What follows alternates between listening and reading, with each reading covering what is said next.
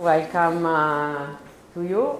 Thank you to be here in this particular day because the new science of long data is a very important project for the Fondazione Cini.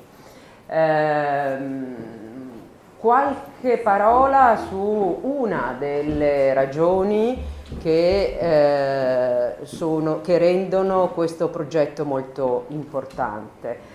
Voi sicuramente sapete che all'Archivio di Stato di Venezia è conservata la storia di 7 secoli della Serenissima Repubblica, quindi della città-stato, ugualmente alla Fondazione Cini è conservato un altro corpus molto importante di dispaccio degli ambasciatori verso gli stati esteri, e questi due grandi giacimenti insieme costituiscono forse il contesto più completo dei documenti sulla storia di Venezia. Questo è il dato di partenza, ma l'altro aspetto più importante che gli storici tradizionali non vogliono sentirsi dire è che di fatto, finita l'epoca degli storici tradizionali, che a mio parere può essere attribuita agli anni '80, poco più tardi, e cioè degli storici che con moltissimo tempo potevano accedere ai fondi dell'archivio costruendo tutte le loro piccole storie, si è creata un'enorme cesura.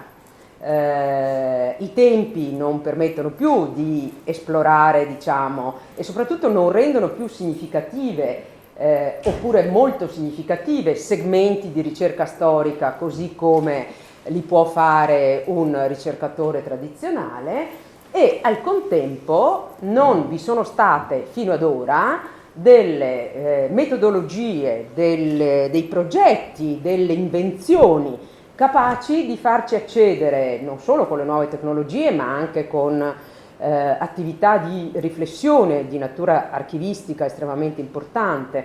In questo dobbiamo assolutamente ringraziare il direttore Santoro, unico vero grande direttore dell'Archivio di Stato in evo recente, che diversamente da tutti i suoi colleghi ritiene che le tecnologie più avanzate, le modalità che siamo oggi capaci di pensare, diventino strumenti davvero capaci di far emergere la potenzialità di questi archivi.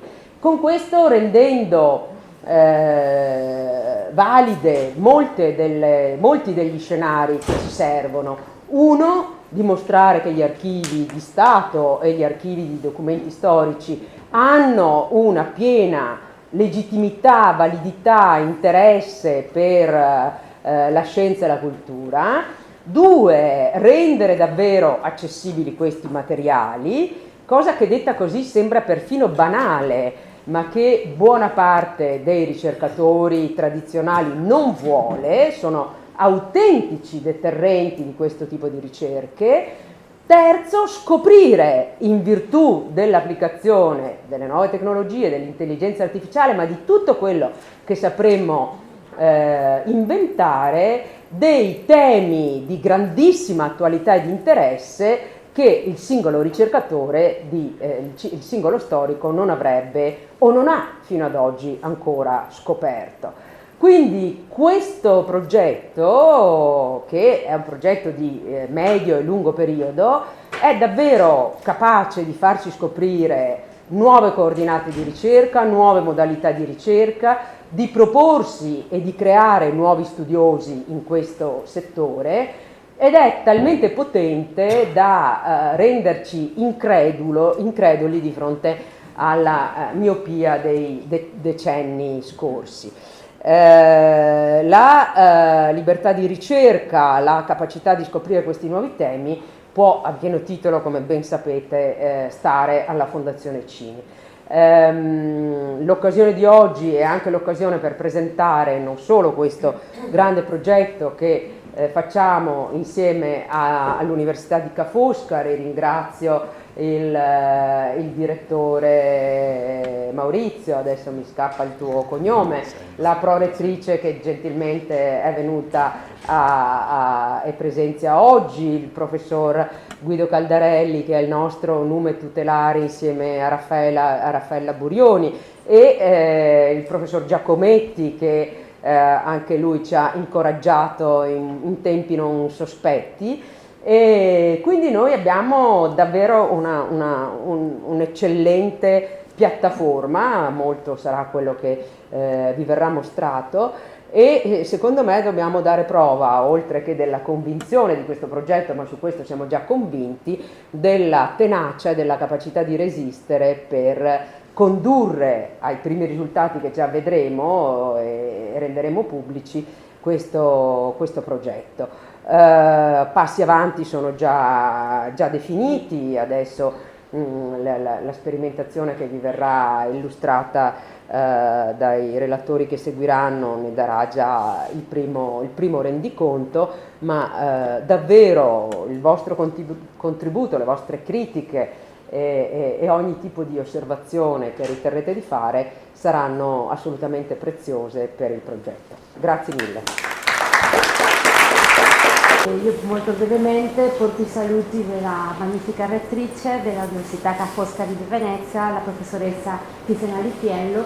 Per noi, per Ca' Foscari, questo seminario, soprattutto questa collaborazione, questo progetto è un motivo di orgoglio e si inserisce all'interno dell'azione del cosiddetto PNRR, cioè il Piano Nazionale della Ripresa e della Resilienza. E tra le variazioni di questo piano vuole creare dell'ecosistema di ricerca con quello che si è denominato, si è fatto così di chiamare partenariato estesi, e questa collaborazione con del progetto Venice Long Data e con lo SPOC numero 8 che ha a che vedere con la digitalizzazione e la sostenibilità del patrimonio culturale. Per Ca' Foscari e per Venezia questo è un argomento che ovviamente è importantissimo. È importantissimo la digitalizzazione non solo per la questione di conservare e preservare il patrimonio, ma questo è una gran opportunità di vedere il patrimonio da un altro punto di vista, perché la digitalizzazione e le nuove tecnologie possono essere o sono senz'altro uno strumento che per accogliere dei elementi che forse potrebbero passare inosservati, soprattutto per costruire collegamenti tra di loro, no? Perciò che ringrazio la Fondazione Cini per questa collaborazione, ovviamente ai colleghi di Ca' Foscari, Guido Cardarelli e Achille Giacometti in primis, per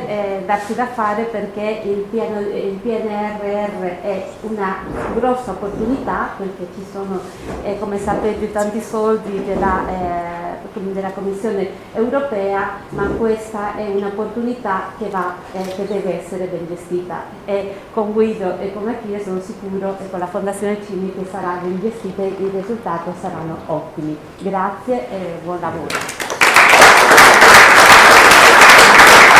Happily enough, I have the support of two colleagues that are Professor Luigi Sperti and his group and Professor Simone Piazza and his group.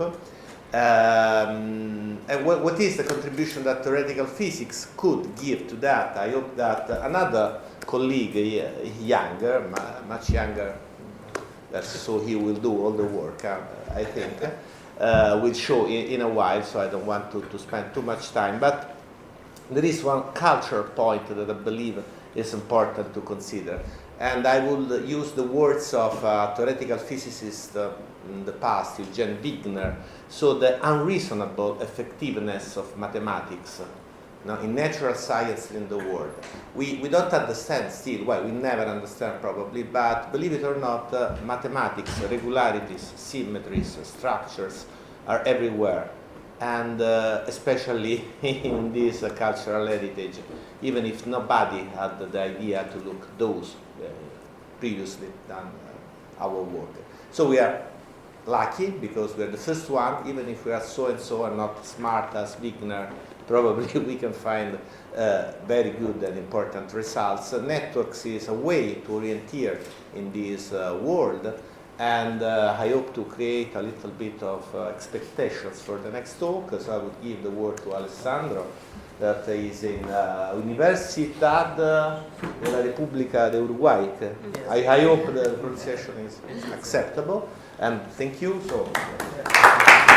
Today we are here to present, first of all, the concept of long data, and then the application of long data to the city that has the large heritage of long data, which is Venice, and in particular to the archives of Venice. So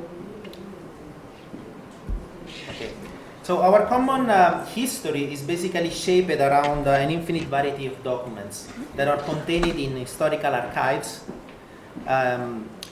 and state archives, municipal archives, institutional archives, industrial and also private archives. And they are the real core of our common cultural heritage and the main source of information about the past. But this common memory is still mostly out of reach, and it's very difficult to access, and almost completely not interlinked. It is our duty as scientists and humanists not only to keep track of this information, to preserve it for future generations, but most importantly, it is our duty to make it accessible and explorable by all citizens. So to achieve this goal, we need to develop a new science, this long data, a new approach to historical sources and archival information, which allows a revolutionary kind of cultural heritage experience, and at the same time a more integrated ability to perform scientific studies on these immense, mostly uncharted databases. So the main difference to keep in mind between big data and long data is that big data refers to a set of algorithms and techniques that are used to analyze large data sets like the one that have become available since the advent of the internet, mobile phones, social media and financial market. While with the long data we refer to the study using adaptation of big data and artificial intelligence of databases that have a particular temporal depth, such as those which are contained in the state archive. And another crucial and have a strong historical relevance. Another crucial characteristic of long data is the particular attention that we have to give to the curation and validation of the data sets that we are considering, because they are at all effect historical sources. So in the middle of due to big data production from all over the globe, our capacity of having coherently organized a long data spanning thousands of years is unique here in Venice. Moreover, historical archives contain extremely well organized information and verified data, as opposed to the majority of the big data. And this encodes the true multi-faceted history and cultural heritage of Italy, Europe, the Mediterranean, and the world. So in fact, long data is the intangible record of our past that complements the tangible reality of our archaeological sites, monuments, museums, and cities. It's the software of Venice. What we are used to see is the hardware when we come to visit the city. It's where the true story lies and where the source to reconstruct them is. So the long data approach that we are starting here aims to create the basis for the study of history from a macroscopic perspective, which is complementary to the standard study, which is a microscopic perspective that we usually adopt. And we always start from the original sources. And we use, what the difference is that we use the most modern techniques that we have, which allow us to do a work that before was impossible to do, the transcription of kilometers and kilometers of documents, the extraction of the data which is contained, and then a way to propose a new way to analyze the data contained in the historical records. So the long data revolution is an opportunity that we have to ignite a renaissance in the way in which we approach the immense cultural heritage, and a means to rejuvenate the archival and historical research into a fully fledged 21st century science.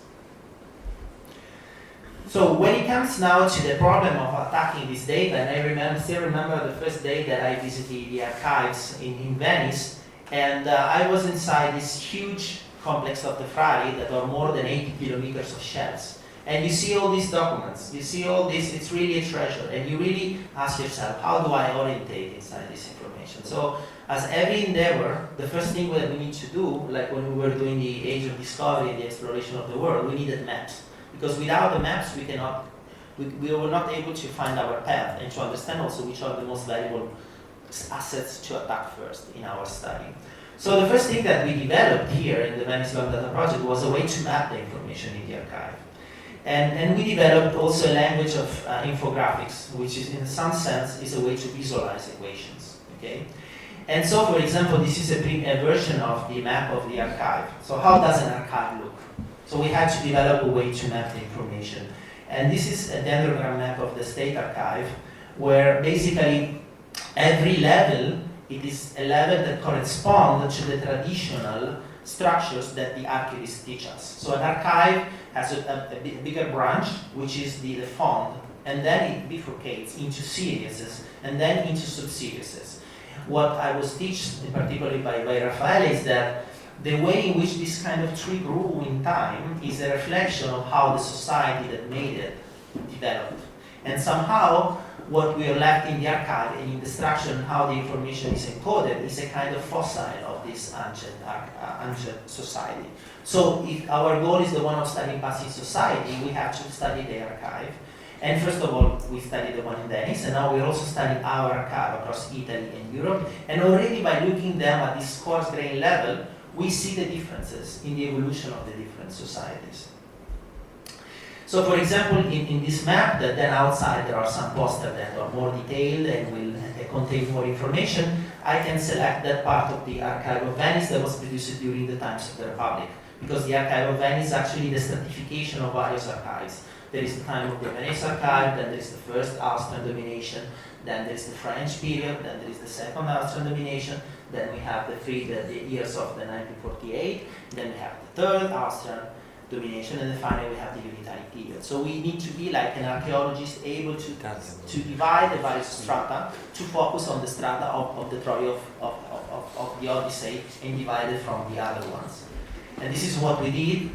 Okay, and then in particular in this big map, we focused on one particular font, on one particular branch that is particularly important, and here is highlighted. This is the Fondo del Senato, and the Senato was at that time called the Consiglio dei Rogati, and it was the real driving force, the soul of the Republic, that in the years in the 14th century, 15th century, and 16th century that we are studying was really the driving force. That was one of the most advanced political unities, and that was really driving Venice at all levels. And by doing this study, by studying what was left by the Senato, in particular by the Registri del Senato, we are able to learn a lot about the history of Venice, the Mediterranean, and Europe. So now I want to make you a zoom inside this map that you have to imagine it's interactive. So this is the branch of the Senato that we take out, and then we just zoom in various levels. It's very complex font, there is a lot of information, but we go into those which are the most important part, which is the branch of Senato Deliberazioni, so the deliberations. Every time the Senate met, after that, some deliberation were made and they were valid as law, and they were deliberating on all sorts of topics. But which topics? This is something that we are learning inside our project, and I can explain you later outside. So we focused on this, and in particular, we focused on the first part, which is the one in black, which is the Senato Misti, and then we now shift. This is the topological level, the level where only relation are present. Now we need to go to a further level, that we have arrived at the level of the single series, and you have to imagine a series as if it was a chromosome of Venice. So we need to break up the chromosome into the building blocks. And here is where when Raffaele told me their definition of what is the unity, it really resonated with our way as physicists to think, because they define the archival unity, which is one of these little bricks in this DNA of Venice, that it's defined as the smallest unit of information that cannot be further subdivided without incurring a loss of information. So it's really something that we also see, because it's really something pertaining to the concept of information theory. So now each one of these blocks is actually a book with hundreds of pages, a book that was written, for example, you see the dates 700 years ago on pergaments, and it was written on an archaic Venetian mixed with Latin, and it was written in a Gothic style. So here we really face the kind of problems like the one that we face when we have to study the DNA. We need to do the transcription process, and the transcription process is very complicated. And one of the reasons why up to now only 1% of the DNA of Venice has been transcribed is because it really takes a lot of efforts. And up to now it was done by hand. So we are not better than the historian of the past, actually we are worse than them. But from them we learn how to, the science of paleography. So the paleographer that we want to form now, they will be able to use the traditional techniques to prepare the training pages, and then we use machine learning to multiply by 10 or 100 their abilities, in such a way that along the project we can accomplish the task of transcribing the whole DNA of the city. And in particular, if you just want to see inside this DNA, a lot of the most important historical events of the history of Venice take place. We have the Great Plague in 1348. We have the fall of Constantinople in 1453. We have the War of the League of Cambrai in 1509, and then we have the Battle of Lepanto, for example. And not only we are studying this strand of DNA, this chromosome, we're also studying the other ones, the one relating to the Consiglio dei Dieci, to the Maggior Consiglio, and we're also studying other species in the ecosystem because we already started having to study the documents in Istanbul, because we want to see history from the both sides. For example, if we are studying the period that led to the Turkish War and the War of Lepanto, we want to see how the two sides are doing this. And we can do because all our approach is actually independent of the language, and the language barrier is one of the things that we want to overcome. There was always hampering historical research, because historical research normally was driven by your ability to read these documents. So a Chinese historian will not come and study Venice as well as a Venetian historian. So no really cross country, cross society, cross historical study has ever been done, even just in the Mediterranean, because there was this kind of barrier. So once we have mapped, so we know we need to do the transcription, we need to really mine the long data. And here is where I said artificial intelligence, big data, are those tools that allow us to integrate the traditional archival and historical practices to perform those tasks that were before considered impossible. Okay? And so here we go through a pipeline basically that we can apply to every series. Okay? And we have a first step, which is the one that we do with machine learning and artificial intelligence, which is the one of making the transcription. So here you see an original on the left, and then we do a transcription where we also want to preserve the geometry of the document, something that was not normally done in previous transcription. So we really want to have a digital version where everything has been transcribed, also maintaining all the details. Actually, we envision a future where we're actually doing a real facsimile reproduction in such a way that we can have a copy also, but which is also interactive. And then we use big data, and now the large language model that Cristiano will speak later on, that allow us to extract the information. So we need to segment to extract the various documents, we need to date them, we need to extract the people and the location which are mentioned. We need to make the summaries. So we need to do all those tasks that traditionally archivists have been doing since centuries to complete the series. And this will make the basis for our will be the real digital copy of the archive, and it will be the basis for the preservation and for any kind of studies that comes after. So as I said, the archival unity, the register that looks like this, okay, they are at the bricks. So you just see how many composed. They are like the single piece that you attack, because an archival unity has a life by itself. But an archival unity is made out of documental unity, which is the single deliverer. So one thing that we can do, for example, now is to add a layer to the dendrogram, to the tree of the archive, by reorganizing the liberation, not only in their chronological order that we have, but also in their semantical order. So we can make a map where we have the various concepts, we can aggregate, clusterize the liberation in terms of what they were doing. And so we can create just pictures, a way to navigate the data that show us what this Venice was doing Okay, so a kind of scan of their brain and see that this area was related to trade, this area was related to granting the citizenship, this area was related to the relation with the Catholic Church, and so on. And so here is the connection also with network theory, because what we're doing, our database has naturally also the structure of a network, because we uniquely identify the people.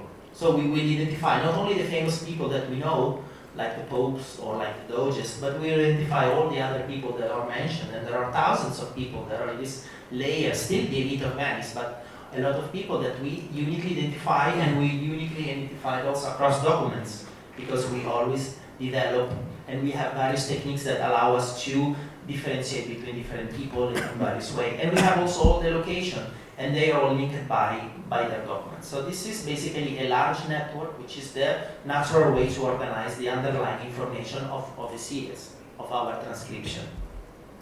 And now finally, one thing that we have already developed is a platform, okay? That there is a demo outside that it, for the moment, it's just a beta version in which basically we have already aggregated the largest database related to documents of the 14th century. Because one other thing that we have to discuss, and this is also related to the talk of Raffaele will lead you through the history of archives. Because sometimes it's difficult for us to realize, and for the world to realize, how special are the series that we have here in Venice. Because in the 13th century, Venice was one of the few places where information was stored with modern rigor, in such a rigorous way and in such a uniform way, okay? So that it allows us to do all the studies. So this is a huge database that nowadays is still very difficult to access, as I said, because if you want to make any kind of research, you have to go to the archive. You need to already know what is the name of the register that you want. You have to order it in the morning, they will give it to you in the afternoon. You will open it, and you will have to go through the originals. So you cannot do any kind of macroscopic kind of study. So our platform is just to complement, it's just to offer to the students of the future and the researchers of the future a new tool that exploit the quality and coherence of the data in such a way that you can make them. So we have made tools to make a temporal analysis of the data. We have made tools that allow you to make space analysis of the data. And as I said before, there is also tools to make a semantical analysis of the data. And this is just the beginning, because since last year, we had a revolution that Cristiano will speak about, which is this one of the large language models. So we even envision a future where we can create something like an oracle of the archive, an entity, a model that you can just ask questions and this will be able to answer you and give you, for every outcome to which they reach, the originals. Because one of the things that we miss with the large language model is that they give us an answer, but it's not proven. They are not the document, there are not the facts. We want to have, and we have, because we are preserving the structure, for every inference, the underlying documents. Okay? In such a way that we are just giving new tools to the new historians, but we are also giving tools to the creators. When I did my research in the archive, most of the people that I met there, they were looking for information to write a novel or to write a script for a film. Because there is, especially in the future, and this is the other relevance of long data today, in the future where text can be created automatically, every grain of true text about the past becomes even more valuable than before. Because we have seen around the little grain of reality, we can create a full drop of stories around it. So long data is really something important, and now I conclude because it's the intangible record of our past, first of all. So it's complementary to the tangible reality of the monuments, museum, and city. And in particular here in Italy, we are really rich about this. This is really our goal, as we have said a lot of times. But what is really important is that this is the software that complements the city.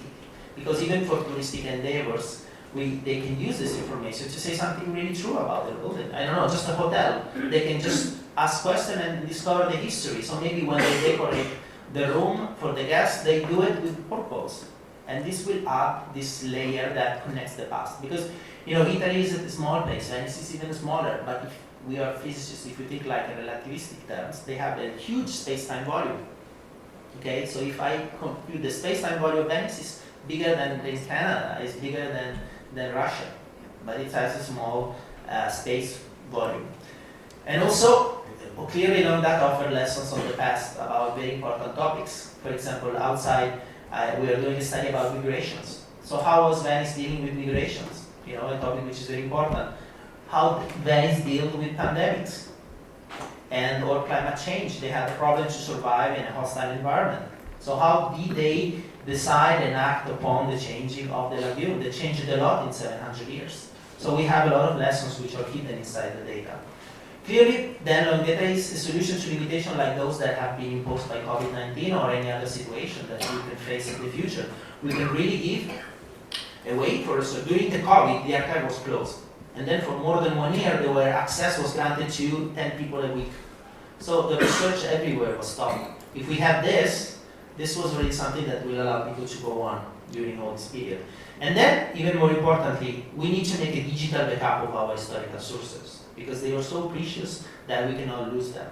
So one thing that we for sure have to do is the pictures, and then extract all the data and keep the memory, because if we just have the pictures of the archive, but we lose all the interlinked structure, we lose a lot of the information, because the sum of the part is much more than just the sum of the part, the total.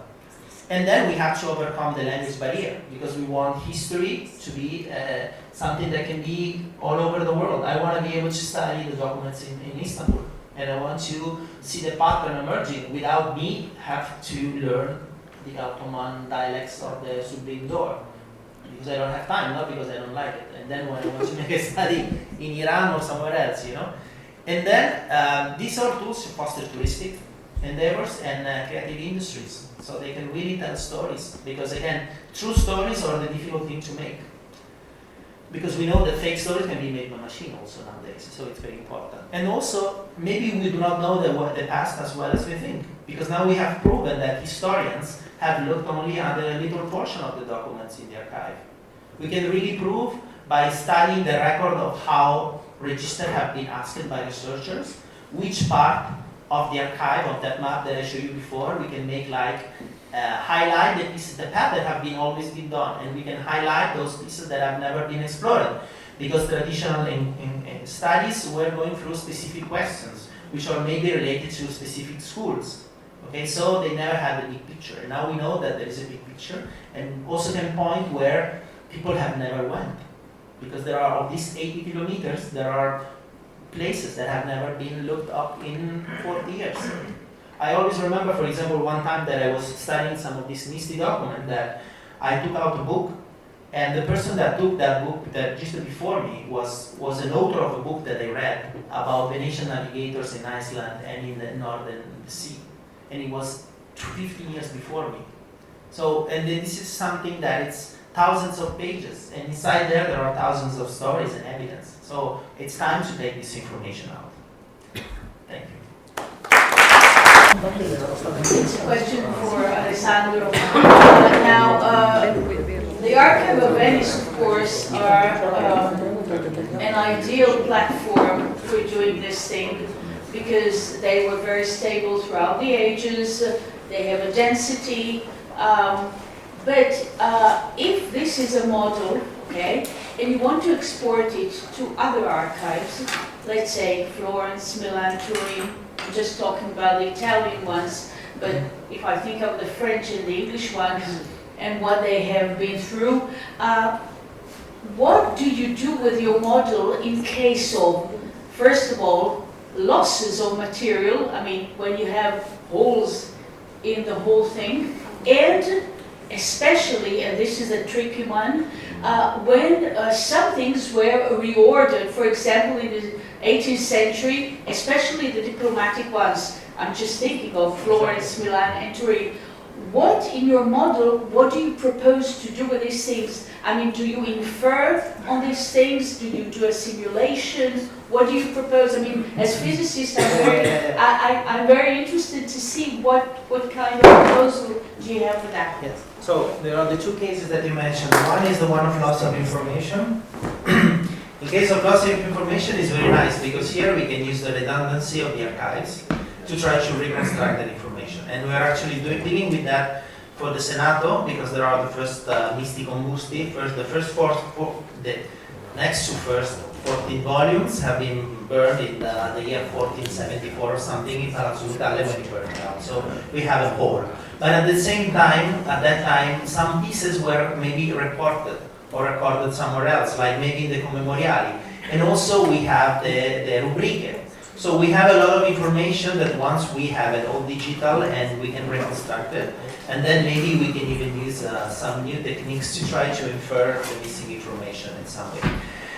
Then when we speak about more drastic things that happen, for example, in France, and we spoke a lot with Raffaele about that, some archives have been sectioned, you know, because they have not, during the Illuminism in particular, people were thinking of the archives like if people didn't like it, zebra, black and white, so they cut it, all the white parts on one side and the black one on the other one, and so they lost what we consider the most precious thing, their evolution, their links that goes beyond the single documents. So in that case, I think that what we will try to do is to reconstruct the zebra. If we can, as exactly, once we have digitalized information, we can try to reconstruct the original structure with some principle which leads to the theory of information and some other kind of logics to try to reconstruct how it was before. That's what I will try to do, the first thing. But we didn't study yet exactly that problem. Yeah, because in the case when I'm talking about, documents were extracted from the original series and just formed a new series, okay? Mostly diplomatic, and the archivists do not know. How to I know where exactly they were extracted from and how to recompose them. Yeah, so the question is, what do you do a simulation that you infer that probably these things were here? We can do a simulation in the sense that we can try out different reconstruction based on different principles and then try to assess their validity with respect to some kind of metrics, so that we can propose the most probable reconstruction of the series. Okay. And actually, this is something that that has never been attempted, so it's really something. First of all, we start with the missing information and then reconstruction of destroyed archives. That's really the long-term idea. Thank you very much for the question.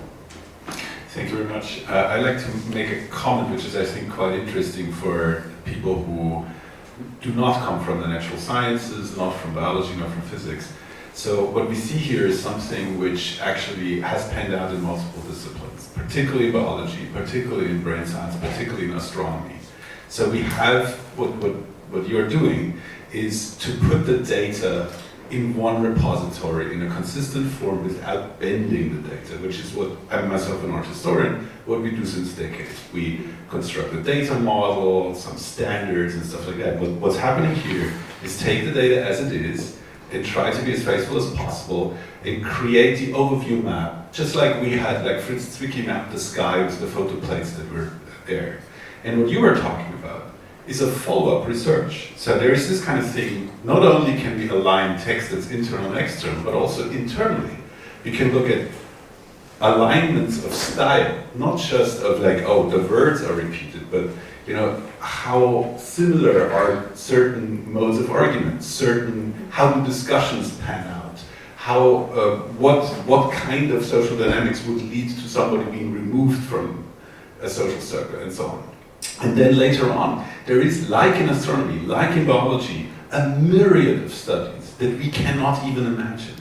Like, for example, imagine a musician going to this thing and say, what's the temporal structure of certain things appearing? Is there a pattern? Which we may never see because we're not equipped for it. We don't have the kind of formation. And I think that is sort of the interesting thing. Like, this work is Herculean. It takes a lot of work, a lot of effort, a lot of machines, a lot of archival expertise from people like us being humanists and other group, us being natural scientists. But this is only a sliver, like 1% of what's possible, and that's the exciting thing. Like in 100 years we'll look back, and the 20th century will look like the 18th century in terms of speed of research, in terms of possibilities we can do. And this thing cannot be underscored how important this is, because if you look back at all the other projects, like Venice Time Machine is a good example, they wanted to scan all the data and do all the research. But actually what's happening here is there is a new platform, not in terms of digital platform, but the data will be on the table and then everybody can look at it. And that is just an amazing contribution. If this happens first in Venice, Venice will be the epicenter of this, which I think is a really amazing thing.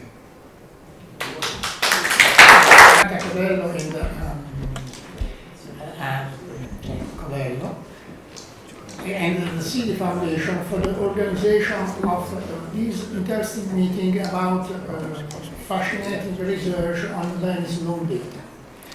The archival documents are created for practical and legal purposes, not for literary, historical, or artistic purposes, and are created in specific time, not in different times, like other documentation involving the accumulation of data or of inspiration.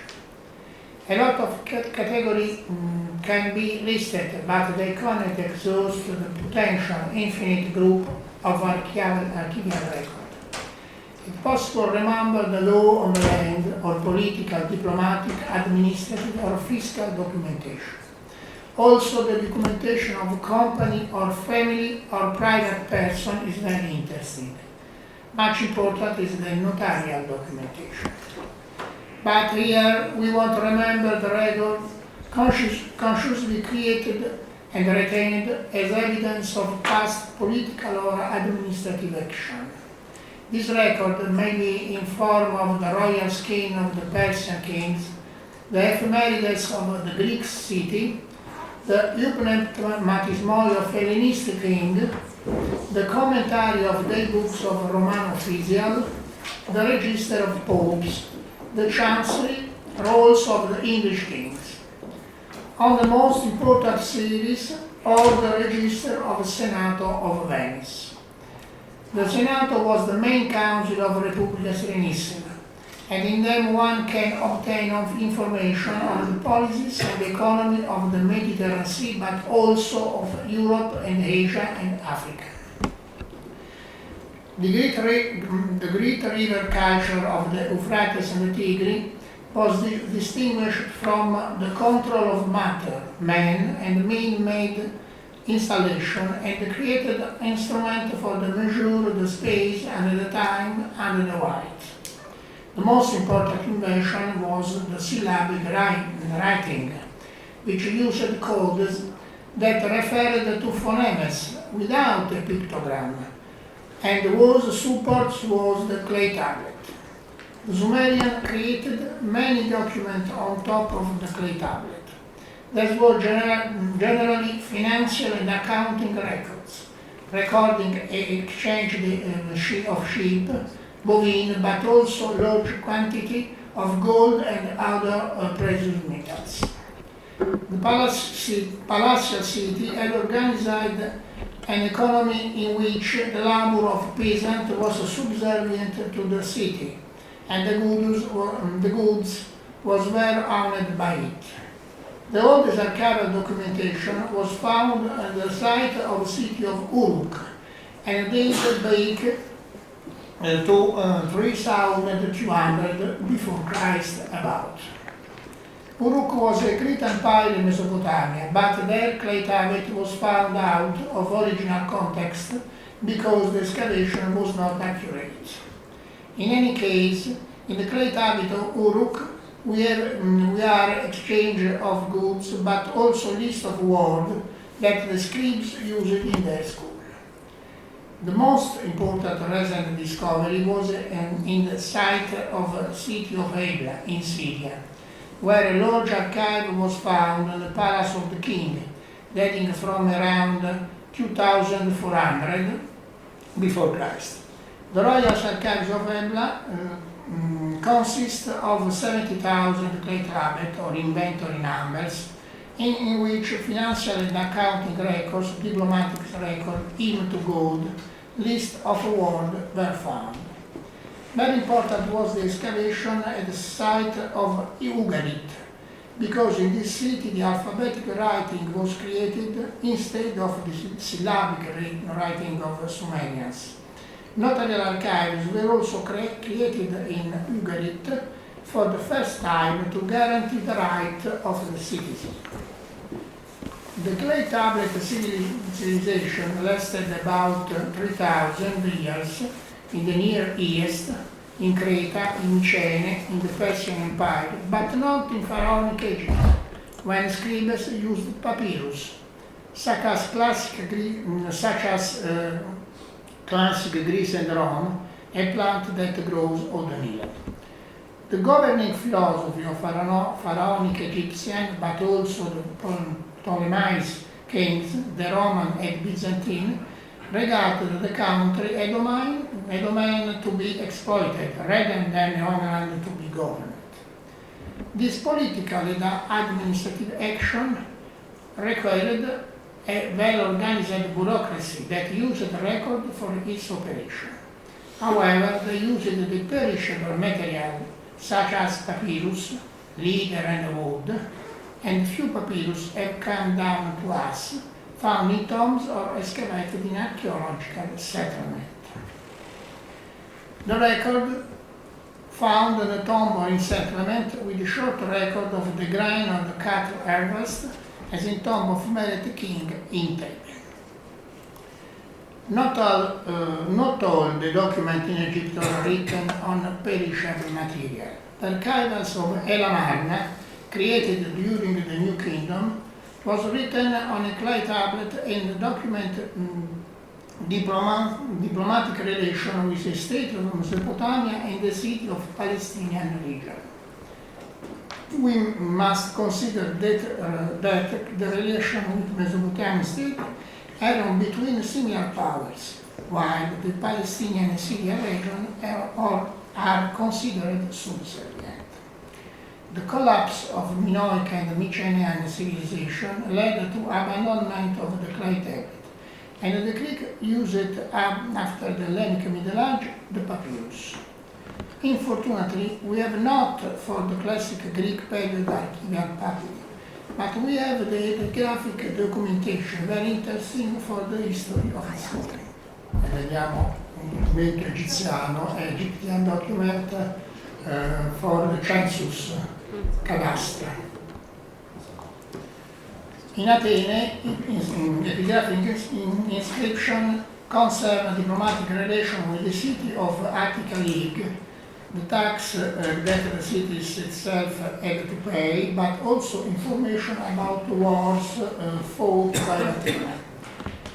In the Greek civilization, there was a suspicion against the written document. Thucydides claims that it is possible to make history only of the contemporary events, and did not consider the written document a source for history. But the Athenians created a great archive of conservation, the Metron, in temple of the Mother of God, which was the archive of Boulay, the council of 500, head of the city. This was conserved, the most important document of Boulay, the manuscript of Tragedy of Aeschylus, Sophocles and Euripides, and the trials, such as trials of Socrates. Papyrus rolls, called ephemerides, were created as the most important magistracies in Greece, where the judgment and decision of the magistracies themselves were written down. Sometimes the most important events of each year were written in these rolls. Similar register was used by Persian Empire, the Hellenistic Kingdom, Roman magistrates, Chancery of Catholic Church, and Venetian Republic. A great innovation was introduced by the Greeks in the private document, as testifies Aristotle. The private document for acquisition, sales, wills, and other transactions was first entrusted to chirographers, sample document that passed from end to end, but soon appeared necessary to make the document as valid as possible for litigation of complaint. Document technicians, called agoranomoi, were created, who were able to draw up a document with a specific form that were valid in court. Furthermore, the document could be deposited in the city's archive and obtain perfect validity, which Aristotle calls anagraphy. For the Hellenistic and the Roman period, we have found in Egypt about 9,000 rolls of literary content and more of 100,000 of archival content because of Greek influence and sand-dried of desert. We have no archival document in the period of monarchy in Rome. Tito Livio relates that at the beginning of the Republic, the Roman officials wrote the names of consuls and other magistrates on a linen cloth, the libri lintei. In the 5th century, the 12 tables were drawn up, where we have the first indication of the Roman law, with the provision on the transaction, debt, social relation. We do not have this document, but we can reconstruct its content through the literal sources. Roman law, one of the greatest achievements of the human spirit, began to be written in 2nd century before Christ, and in 3rd century after Christ, it was the subject of major expansion by the great jurists such as Patrimonio, Ulpiano, and others. During the Civil War in the 1st century before Christ, writing became widespread and the magistrate princes created the rolls of papyrus about their activity and decision. In 79 before Christ, the state archive, the tabularium, was built, where this documentation was stored. In the tabularium were conserved also the opinioni of the Senato, libri sentenziarum in Senato dictarum. We may think that in period of Princeton, the fiscal organization of the Roman Empire was strengthened and was created a land registry, cadastre, and military organization that need a written document.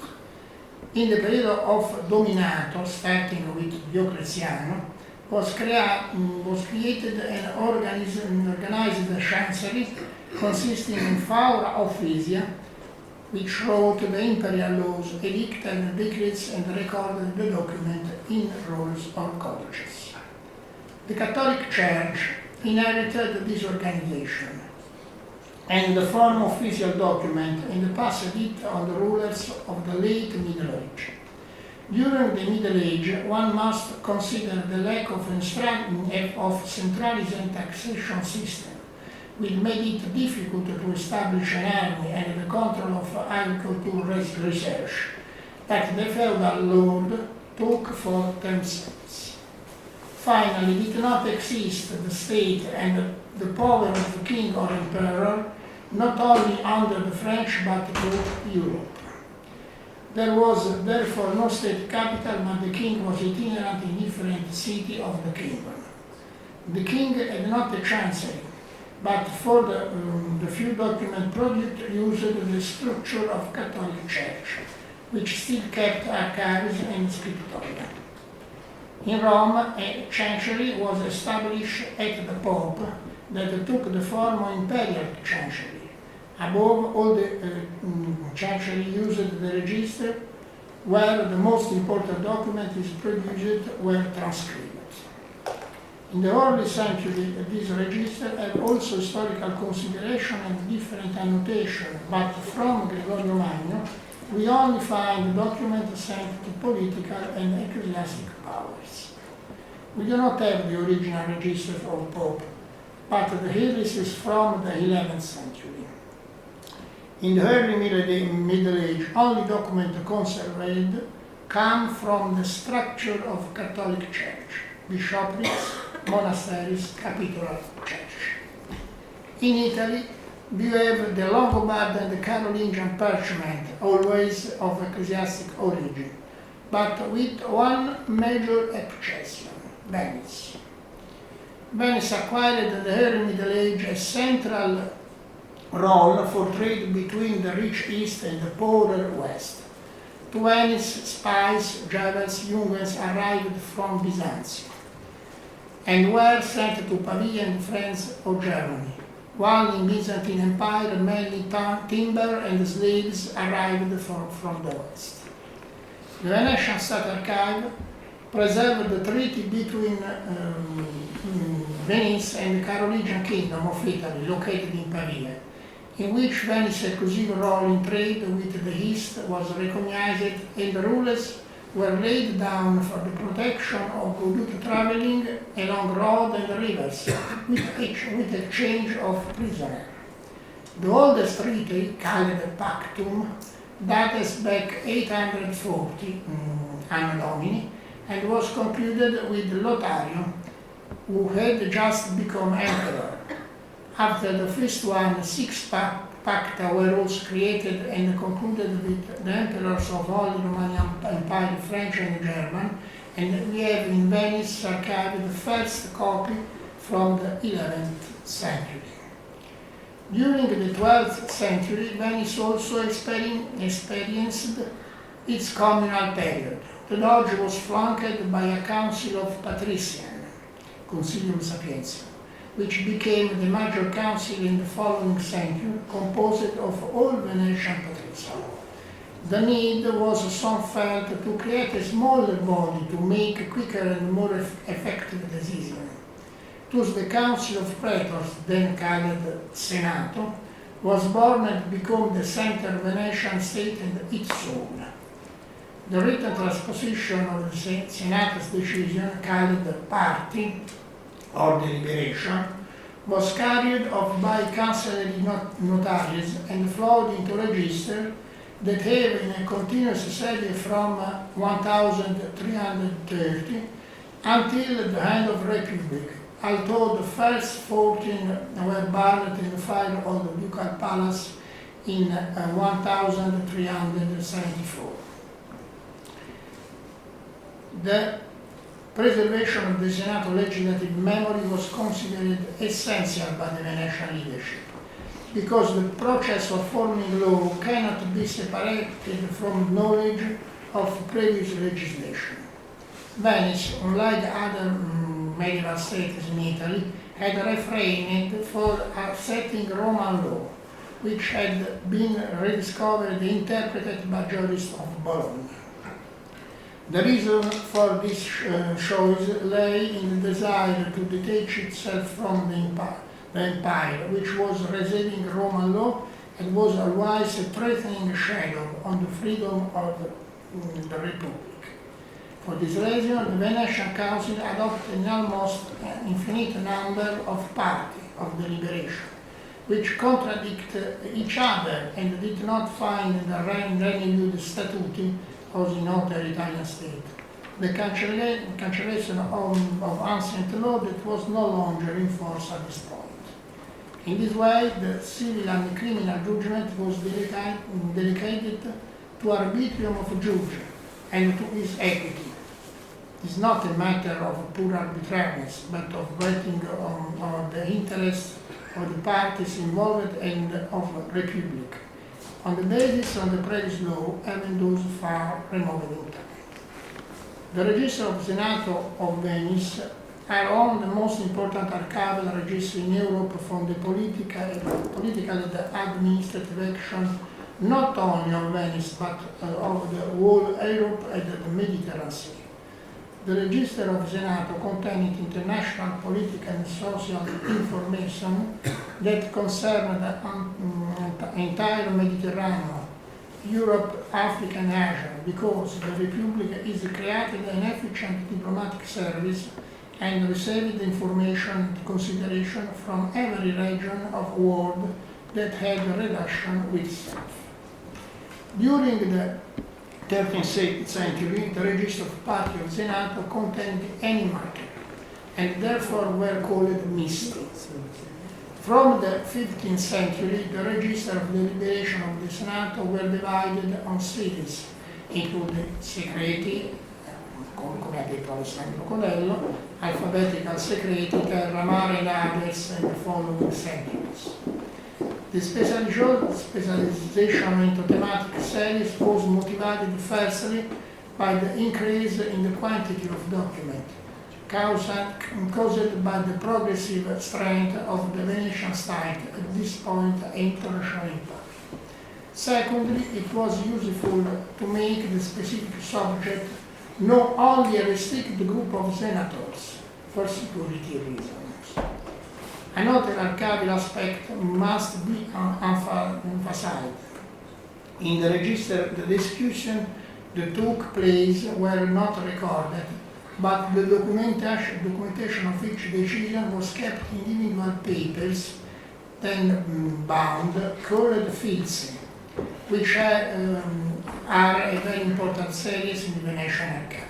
In the fields were the document at the origin of the measure and the justification of those measures.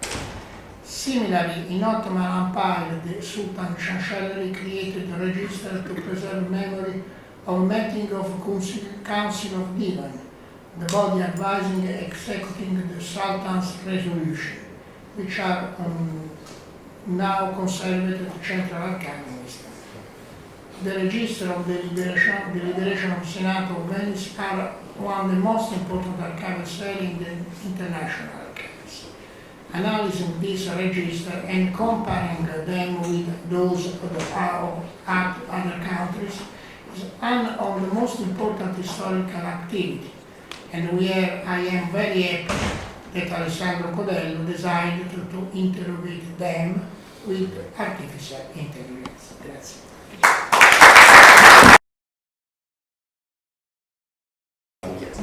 So, thank you, especially to Alessandro that invited me for this talk, and in general for our collaborations, and thank you obviously to Fondazione and Cini, beautiful place, I've never been here, so I'm super happy to be here and speaking about emergent abilities of large language models.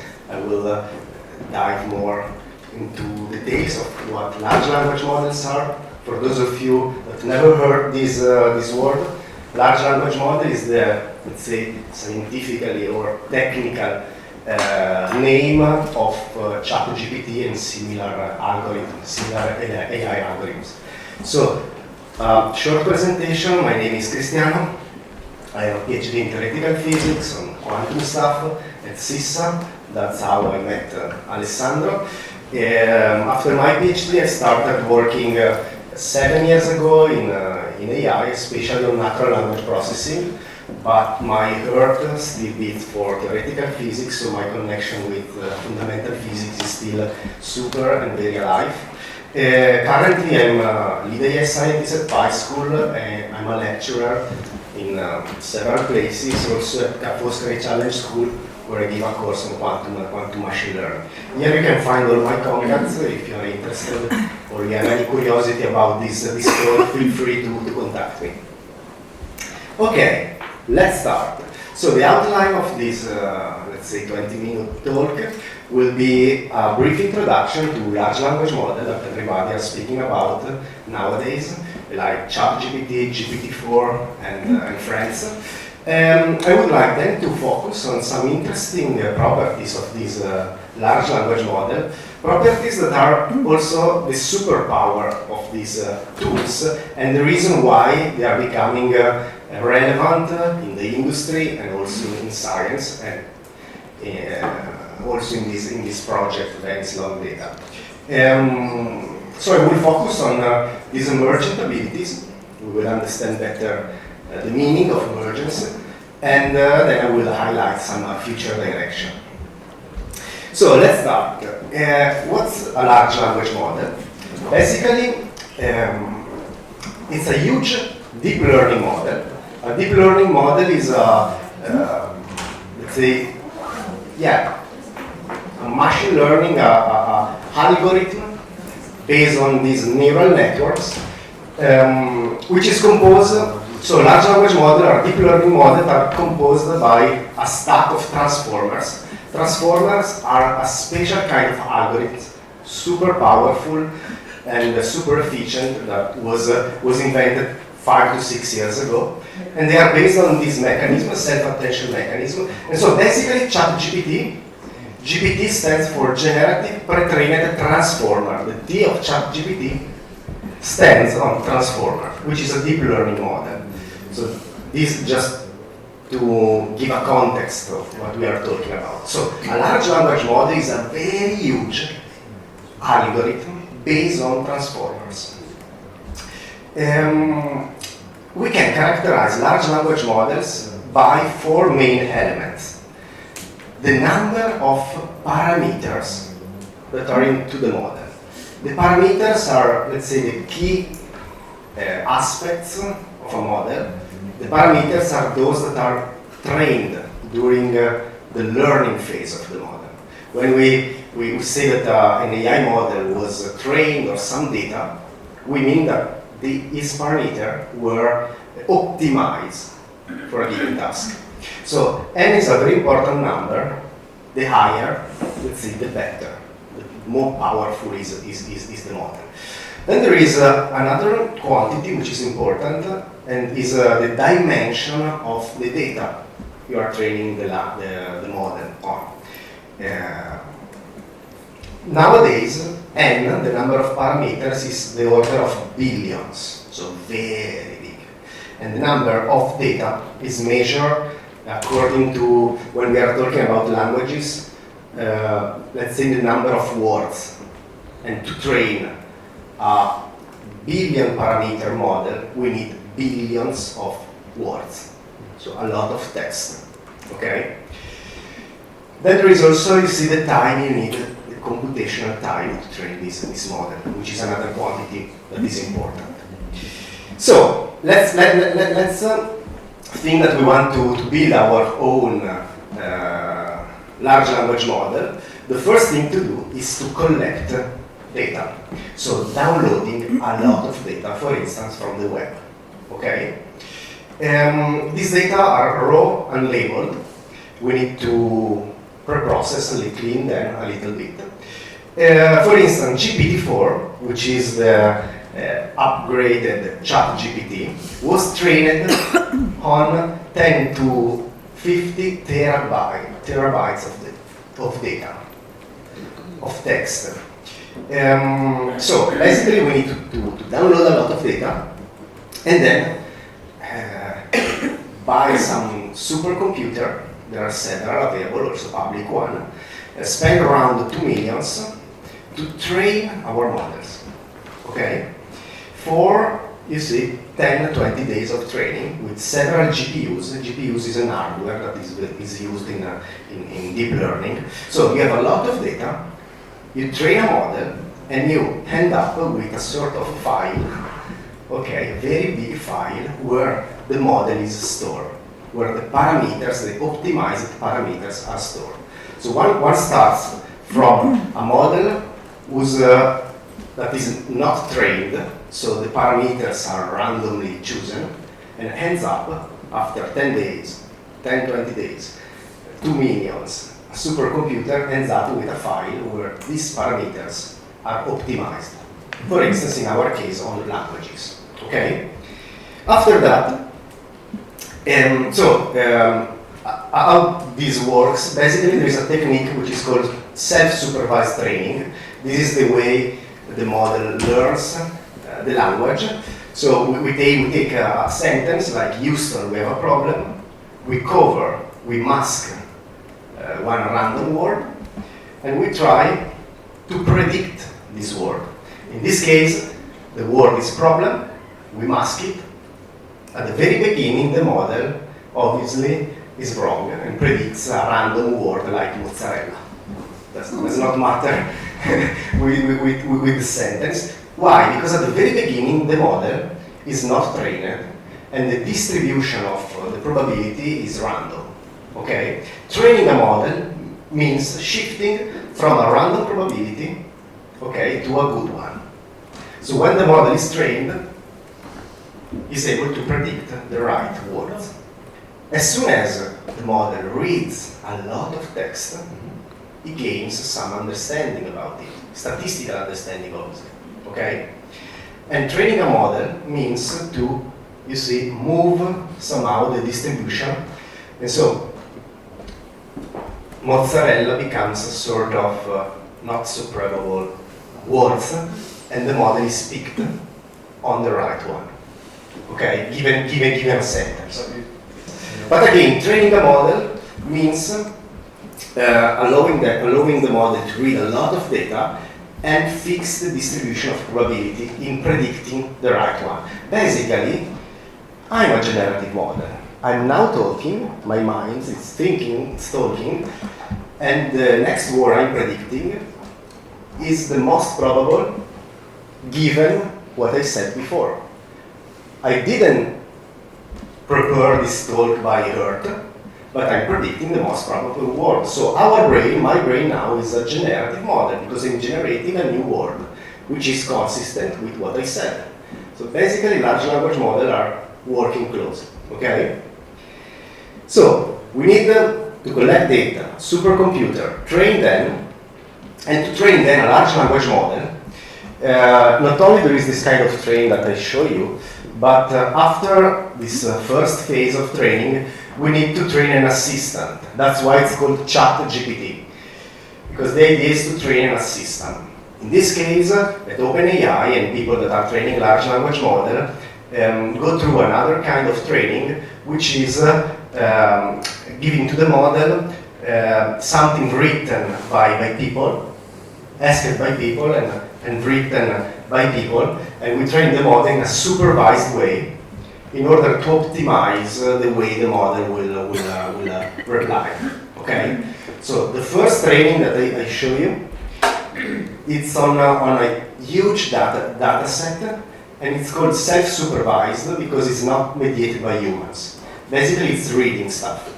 A second phase, when you train the assistant, instead you train it on labeled and prepared text, so question and answer by humans. Okay, so he learns how to reply in a good manner, you see, in a proper way. Then there is another phase which is called alignment. The keywords is reinforcement learning from human feedback. Okay, which is another technique where the model is almost ready. You ask the model to generate different replies to a given question, and then there is a human that chooses which is the best reply. Maybe an expert in that field, and this is called alignment. So the model is aligned to what humans like. Okay, so you see, behind a large language model there are several steps: collecting data, self-supervised training, training of the assistant, reinforcement learning from human feedback. This is a summary. So it's a very long process that involves a lot of engineers, scientists, and experts from many fields. So we had an idea, an overview of how a large language model is trained. Now let's try to understand why they are so interesting. Okay, first reason, it's from a business point of view.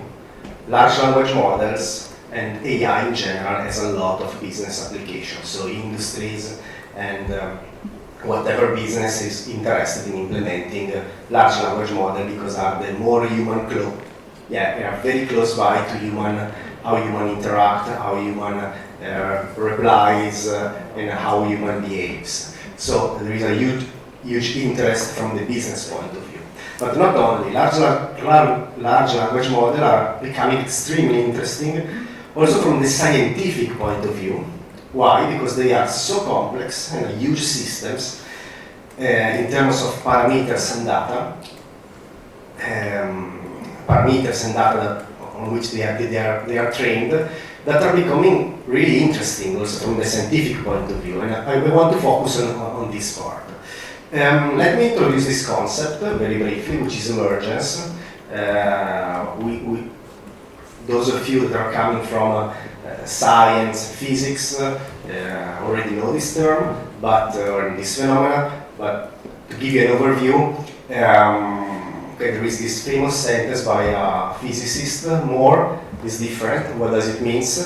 That complex systems are more than the sum of their parts. And this is what distinguishes psychology from sociology. You see? A bunch of people have emergent phenomena, emergent behavior that are not possible thinking only of, you see, the single one. This is a famous, you see, emergent phenomena, flocks of birds, behaves like a sort of unique entity and have behaviors that cannot be derived by also the perfect knowledge of a single bird, okay? So emergent is when quantitative changes in a system result in a qualitative change in behavior. These behaviors are not fundamental or hard-coded in the system, but they appear somehow out of nowhere as soon as the system becomes complex, okay? So this is basically what's happening also in large language model.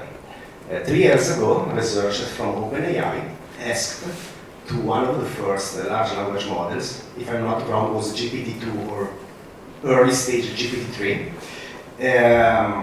this very simple question: what movie do these emoji describe? And they put a list of emoji. The model was not trained on this task.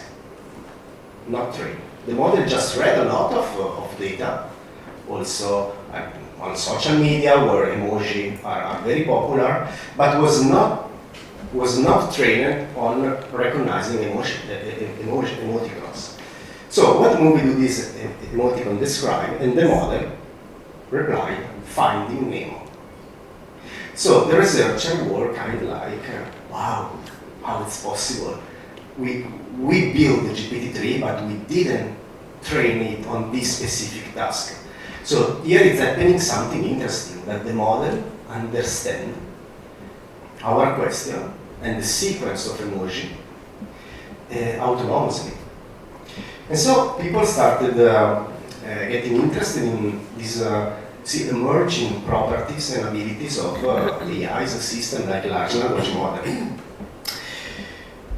So people start studying them, and in particular, this was the paper where GPT-3 was introduced.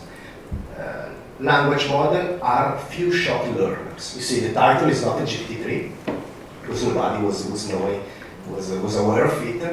And here they are introducing scaling up language models greatly improves task agnostic few-shot performance. We train GPT-3, an autoregressive language model, blah, blah, blah, 175 billions of parameters. For all tasks, GPT-3 is applied without any gradients update or fine-tune, with task, few-shot demonstration, blah, blah, blah. So they are introducing GPT-3, and what they are showing for the first time ever is that as soon as the model grows in number of parameters, you can think of complexity, okay? New abilities, for instance, 2-digit addition, 2-digit subtraction. Here are investigating mathematical abilities of the model. As the model grows, so also its mathematical ability become more evident, okay? And so this is maybe the first graph where emergence in large language models are appearing. So people start studying more deeply, and they discover through prompting. Prompting is the way you interact with large language model, basically the way you write them to receive an answer, to receive a reply from them. And few-shot prompting is a way where you can basically train the model with a prompt asking a new task to be solved. So think about, you want to, in this case, this is an example that I did by myself. So I'm asking to the model with a bunch of examples to introduce a new mathematical operation, which is not the sum, but is this sort of arrow that means sum this number and then add +1. So you see, 100, 200 is 301. It's a new mathematical operation, I'm introducing it. I give some example so the model can understand, and as soon as I ask a new operation, the model understands how to do it and was not trained on it. because this I invented it by myself, okay? But you see, the model was able to understand this new task, given obviously some example. And you see, few shot prompting is this technique to introduce a new task, and the model is able to resolve them. And this is an emergent property. There are more sophisticated ones, like the very popular now in the field. It's called chain of thought. You can ask to the model some riddle, okay, or to do some computation. You can ask to the model a riddle, then give an answer, the right answer, and then asking another riddle and try to understand if the model is giving you the right answer. And in this case, the model, 90% of the case is wrong. Instead, if you give an example, then you teach the model how to solve it, okay, with a chain of thoughts. Then you ask the model a new riddle, a new mathematical question. The model understands that it needs to not try the answer one shot, but think about the answer. And 99% of the case, the model is right. So chain of thought is another emergent abilities, and it's a more sophisticated few-shot prompting technique. And there are other emergent capabilities. One is emotional prompting. This is super cool. Basically, if you ask the model something that could be also complex, but you add it to the model, what I'm asking you is super important for me, for my career, for my family, for my future. The model understands that this is really super important for you. And this researcher understood that the quality of the reply among all the benchmarks is 10% higher than the case where you do not have any emotional words. So you see, the model is understanding that it's very important for you, so I will give you a better answer. Then there are more sophisticated ones. You can find, then I will share with you the slides, you can find the links. And this is a self-correction, moral self-correction. So some techniques that when we train the large language model also on ethical and moral implication, basically he understood that these are important for humans, and he will try to reply you with a moral in a moral and ethical way. So we find the capacity, the capability of moral self-correction emerge at 22 billions. So this ability of understanding, ethically understanding his answer emerge when the model is big enough. So from 22 billions. Before it's not emerging. This is exactly an emerging behavior. When the model is simple, this ability is not there, then it appears out of nowhere around 22 billions. So, people, physicists, mathematicians, do a bit of research in this field and discover this scaling law that basically helps us to understand how this, when this ability will emerge. And there are several graphs here where you can understand from 1 billion of parameters, so small model, instead on the right, big models. You see chain of thoughts appears after 50 billions. Before, chain of thought, which is the ability I showed you before, it's not there. Instruction tuning is another prompting techniques that emerge slowly from 10, 20 billions, so on and so forth. Look, Scratchpad, which is another technique, emerge at maybe 60 billions, so on and so forth. So you see, emergence of new large language model abilities increase with n, which is the number of parameters, and also the data on which the model is trained on. You can find all the details in this paper. And You see, we spoke about emergence ability in large language models, but what if we put together, I don't know, 2, 4, 16, 100 large language model, and we allow them to speak together, okay?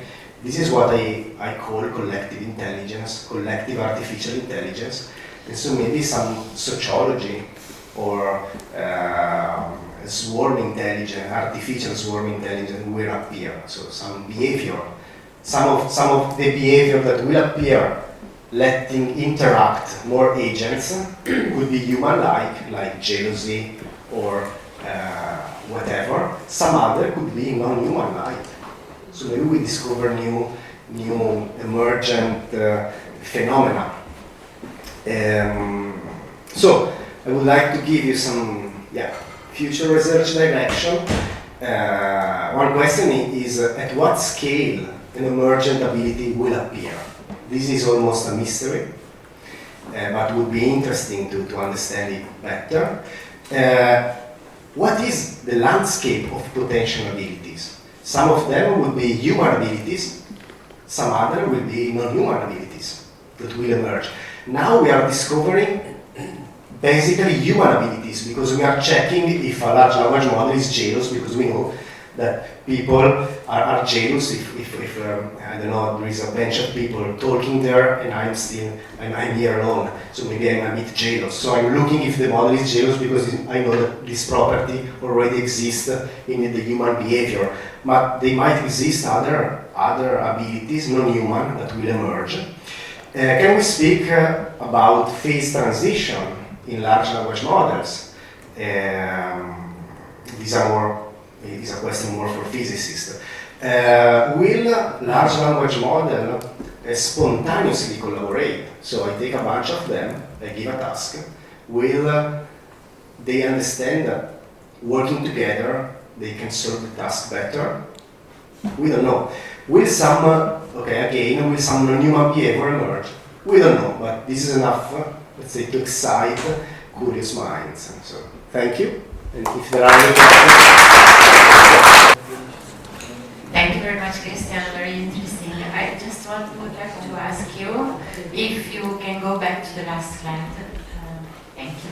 I just want to understand why you choose to use very particular words in this slide. The one is appear, and the other one is spontaneously. Because I feel a little bit, how can I say, worried about the use of these words, because it seems that the effort to go to be human-like for the artificial intelligence let the artificial intelligence to be to exist without a humankind. Is that correct? Okay, thank you for the question. I will start from appear. As I explained at the very beginning, this happens also in a physical phenomena. Some properties appear out of nowhere. And I always give this example. When you are going to the stadium to see a football match, for instance, at a certain point it could be that people start to do what in Italy we call the ola. You see? And this is an emergent phenomenon that happens because there are many people there. But no architects that build the stadium never predicted this phenomenon before. You see? So they build the stadium without knowing that could be that one day people meet there and after, I don't know, a goal or whatever, they do the ola. So ola is an emergent phenomenon, you cannot predict it. It appears at a certain point as soon as some condition are realized. So appear is very, it's not there by chance, but really they appear. Some of them could be human-like. Why? Because the model is trained on data coming from humans. Okay? But what if we start training the models with data generated by AI? We were discussing yesterday with Alessandra. So maybe some non-human abilities, new way of reasoning will appear. Okay? So this is the meaning. About spontaneously, Again, the idea is, think we have a problem to solve, and we have 3 or 4 large language models. One possibility is that each of the large language models will solve alone the problem, and we have 4 solutions. Without asking anything. Yeah, they are solving, each other is solving separately the problem. But what if instead, and this is something we want to investigate, if they understood that there are 3 or 4 of them, and before solving the problem, they auto-organize and say, okay, guys, you are the team lead, try to coordinate us. Instead, I'm the designer, because I'm good at designing, I will design the problem. You are the coding large language model, and you are able to code, and you will do this. So they auto-organize and then solve the problem once. So will this spontaneously be happen? I don't know. About human AI, so on and so forth, obviously we are in a point where, you see, we should start talking about a lot of implication of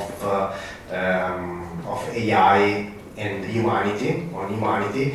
I'm not afraid of the fact that AI will destroy everything. That's not true. But on the other side, I'm very aware of the fact that AI will change a lot our society drastically.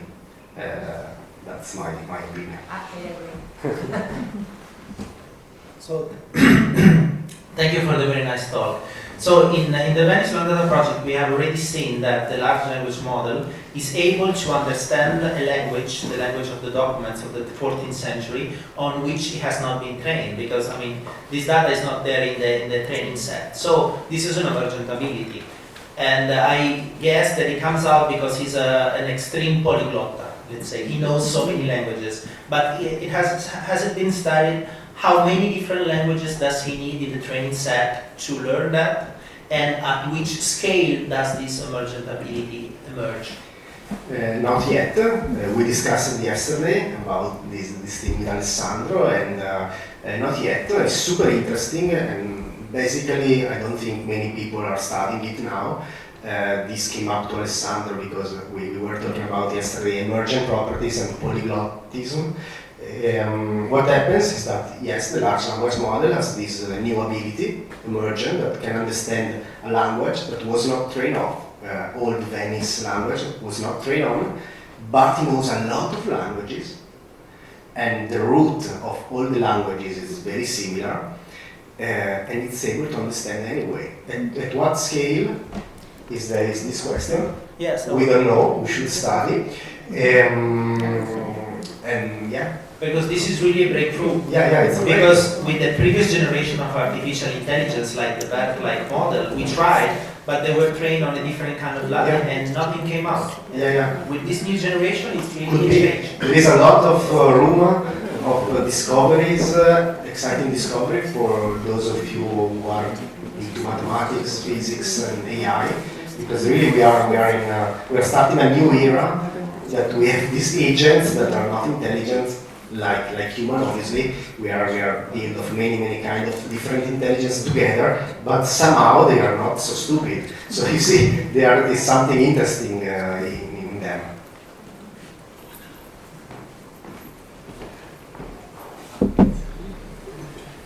Thank you for the lecture. I wanted to ask, we talked about emerging abilities, but actually I wanted to ask how much is the quality of the output compared to a model trained and specialized on that task. So I'm thinking that the large language model has an emerging capability in something that is not being trained on.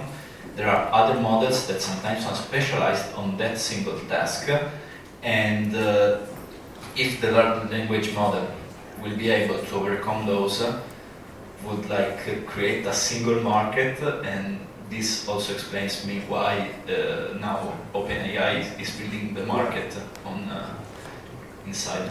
That's a super interesting question, and you got it right. Basically, there are AI models that are focused on a specific task, and today they are still beating GPT-4 today. maybe they are trained on recognize specific images in healthcare, and they are super able to do it with an accuracy very high. But at the same time, GPT-4 is not bad at it. Maybe it's not the best one. So the idea is that the bigger the model, the more, you see, knowledge landscape and the knowledge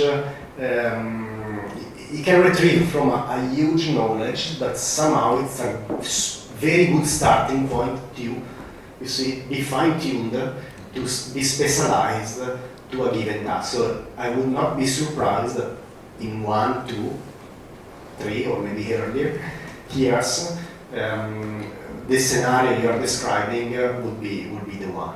So we have basically already now the starting point of an AI project a lot of times is to leverage a pre-trained model, a model that already is big enough, that knows a lot of things, and then fine-tune it a little bit.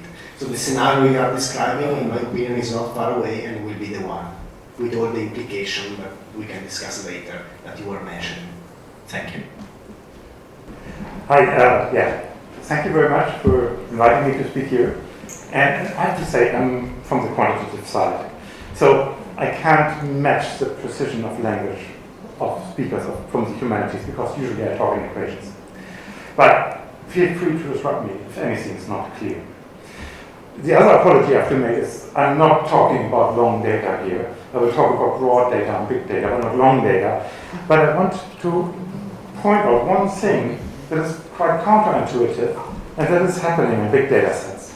And that is the curse of dimensionality. And these are my collaborators on that, especially Edmund Barker at the University of Bristol has worked a lot on the systems that I will show you. So this is the system. This is the city of Bristol in the UK. And this is, of course, another very human system. These are built by people. And still, you want to understand the structure. Maybe you also want to understand the structure quantitatively. So what you see here, these red lines, the circle areas, and these areas are the so-called census output areas. That is, these are the areas in which the British census is reported. And in this area, you see about 2,500 output areas. And how do we describe what's going on in these areas? Well, we record a lot of data about the people who live there. So, in average, there's 40 to 100 households in each of these areas. So, they're fairly small in the city center. Some you can't even see. The smallest one is just 30 square meters. But for each of these areas, we know 1,500 different parameters that describe the people who live there. Why do we know so many? Because it's hard to describe humans, right? If we would measure just one thing or two things or three things, it wouldn't give us a good picture of the living conditions. So for each area, we have 1,500 variables. Now, these data sets that have so much data, they pose a specific problem. The Office of National Statistics in the UK, the people who make this data set, say you cannot analyze the full data set. And the analysis of the Office of National Statistics is based on just 50 variables. So I want to explain why this happens, and I want to show you a way out of it so you can use all the data. What's the problem? Once we make things quantitative, we want to apply data analysis methods. And basically all methods that we have are on the fundamental level based on comparing data points. So, if you take these three cars here, you probably could compare them. You could quantify the differences somehow, saying, oh, this one is bigger than this one is smaller than this. But even if you measure many, many properties, you could do millions of measurements of these cars, you could then say, yeah, we do some distance between these data points. Similar objects are easy to compare. Dissimilar objects are much harder to compare. If I ask, though, to quantify the differences between these three things, it would be quite hard, wouldn't it? And you might say, oh yeah, these two here, these are still vehicles of some sort, yeah. This is a priming effect because I showed the cars before. But say, oh, these two are toys, or these are American things, or it's very hard to compare the similar objects. So this was my intuitive way of explaining this. I can also do this a little bit more quantitative. This is an image from the other part of my life, this is ecology. Here we have an environmental variable, so that might be different temperatures in the ocean. And then I have 3 species, and this curve shows you how much of these I find at different points along this environmental gradient. So if you go to a low temperature, you find none of this, a little bit of this, and a little bit of this, right? And so on and so on. So if you were now to sample, can you discover the environmental gradient from the composition of species in the samples that you have? Yeah? Well, if you see it orderly like this, you could. But what if you just had the data? I want to convince you that the problem of comparison also occurs in this simple example. Here I've now plotted the data in a different way. If you would measure here, you would get 3 numbers. So much of this, so much of this, so much of this. If you plot these 3 numbers in 3 dimensions, you see it looks like this. Yeah? Here's very cold, here's very hot. Very cold and very hot in this data space are actually quite close together. So you can trust comparisons over short distances. But in this data space, you cannot trust comparisons over long distances. So, now, what is the curve of dimensionality? In order to understand this, let's assume I have a data set that just contains random data. And let's suppose I have a data set that has just one variable. This one variable, I put points randomly. So I have my interval here, and I've thrown points down randomly. I can now ask how many short comparisons do we have? How many long comparisons do we have? So I can say, take one point and I say, how many points do I find within a distance d of this one? And you can all see, because if I increase d, this will get bigger, and it will be bigger proportionally to d. So the number of points that are within distance d are like d to the 1. It scales with d. Now, if I do the same thing in 2 dimensions, I have 2 variables, I choose each one randomly, and I now ask how many points do I find within a distance d of 1 point. And now you see, if I increase d, the area of this disk increases.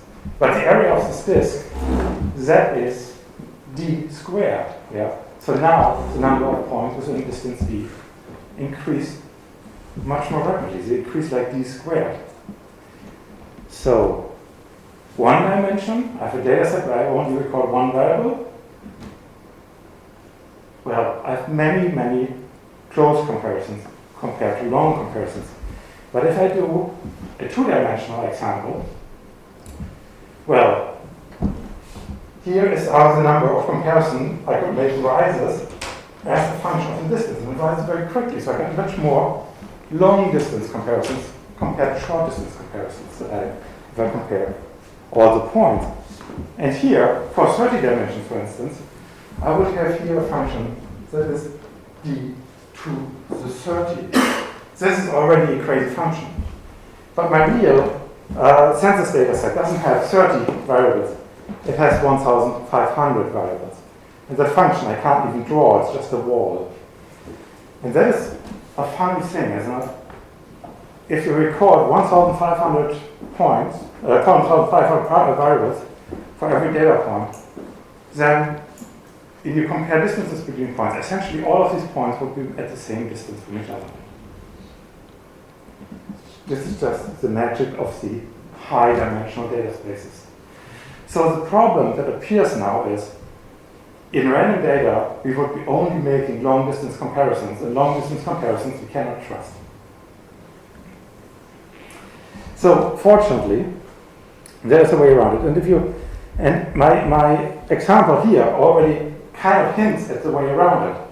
because this data, all this data I get from this figure, lies on one line here, right? So I should define a new axis that traces this line, and then I can describe this whole data set by one variable. We don't need 3 anymore, we can describe it by 1, and once we have it with 1, then we can also make long distance comparisons again. So, this is what we call a manifold. It's a smaller object that lies in a bigger space. Can we find these manifolds? And I want to show you now graphically how we do this. So suppose we have some objects we want to compare. This is not real data, it's a sketch. Yeah? We could now look at all the different comparisons, and I need a primary notion of what I consider similar. So these are geometric shapes with a color, and then maybe I say they're similar if they have a similar number of corners, and maybe they're similar if they have the same color. And now I find the most most similar comparisons. And the most similar comparisons in this data set, I've drawn them here as these links. So this gives me a network. And now that we have this network, what does this tell us? Well, nothing at the moment, because it's a mess.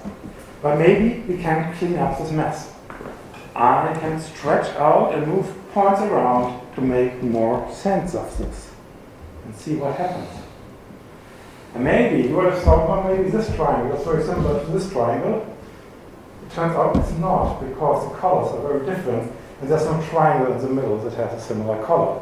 So these two triangles, you could say they form two extremes of the spectrum. Now that we've sorted things, we could now define new coordinates, right? You see, this gives me a two-dimensional thing somehow. So maybe a good way to describe this is how far I'm along in this direction and how far I'm along across. Are these meaningful variables? Well, not in this artificial example, but maybe in the real thing. This procedure, by the way, is called the diffusion method. It's not by me, it's by Rafi Kaufmann from Yale. But we have developed it a bit further and applied it to many examples. So, the idea is now I can use this procedure to take a huge data set and then find important variables in this data set that describes the data using fewer variables. I've taken my city of Bristol, and this is the most important variable that describes the census in Bristol. And I've color-coded this here. And you see this blue blob in the middle, and then that's a low value of the variable, and then you see a high value around, and maybe a bit of noise. Oh, okay. When I saw this picture, that made me very happy, because the algorithm behind this doesn't know where the things are. So you can immediately say that's not producing random numbers, because if it would be random numbers, it would be all over the place. You see, it's very consistent here that it likes this to be blue. Now, the algorithm doesn't tell me what it means. So, how can we find out? Well, I was in Bristol at the time, so I could just walk to the center of the blue. And this is what the center of the blue looks like. The center of the blue looks like this, and this is Bristol University. I didn't have to walk very far because I lived just across the road from there. And now, knowing that this is Bristol University, maybe we look a little bit at this noise here outside. And what is this noise? This is another university. That's the University of West of England. That's the second campus of the University of West of England. Bristol Veterinary Sciences. Halls of residence of the University of Bristol. Yeah? City centre where all the students live. So this is the most important variable in the Bristol census, is where the students live. And this, you can call this an artifact or not. Because being a student is such a distinctive lifestyle that it reflects very strongly the census. Students have a similar level of education, they live with other people they're not related to, and so on and so on. These are all variables that are somewhere in the census. That is why this is so strongly reflected. This is the second variable in Bristol. Now this looks much more scattered, right? We looked at this a little bit, and then we saw the pattern. I walked to one of these places, and it looks like this. What is this? That's what in Britain is called a council estate. That is, which these are buildings, they were originally built by the city council to house poor people. Then they all got sold. They are now all private property. So this system of the council building houses for poor people doesn't exist anymore in the UK. So these are now normal private properties, but they have this echo of these council estates.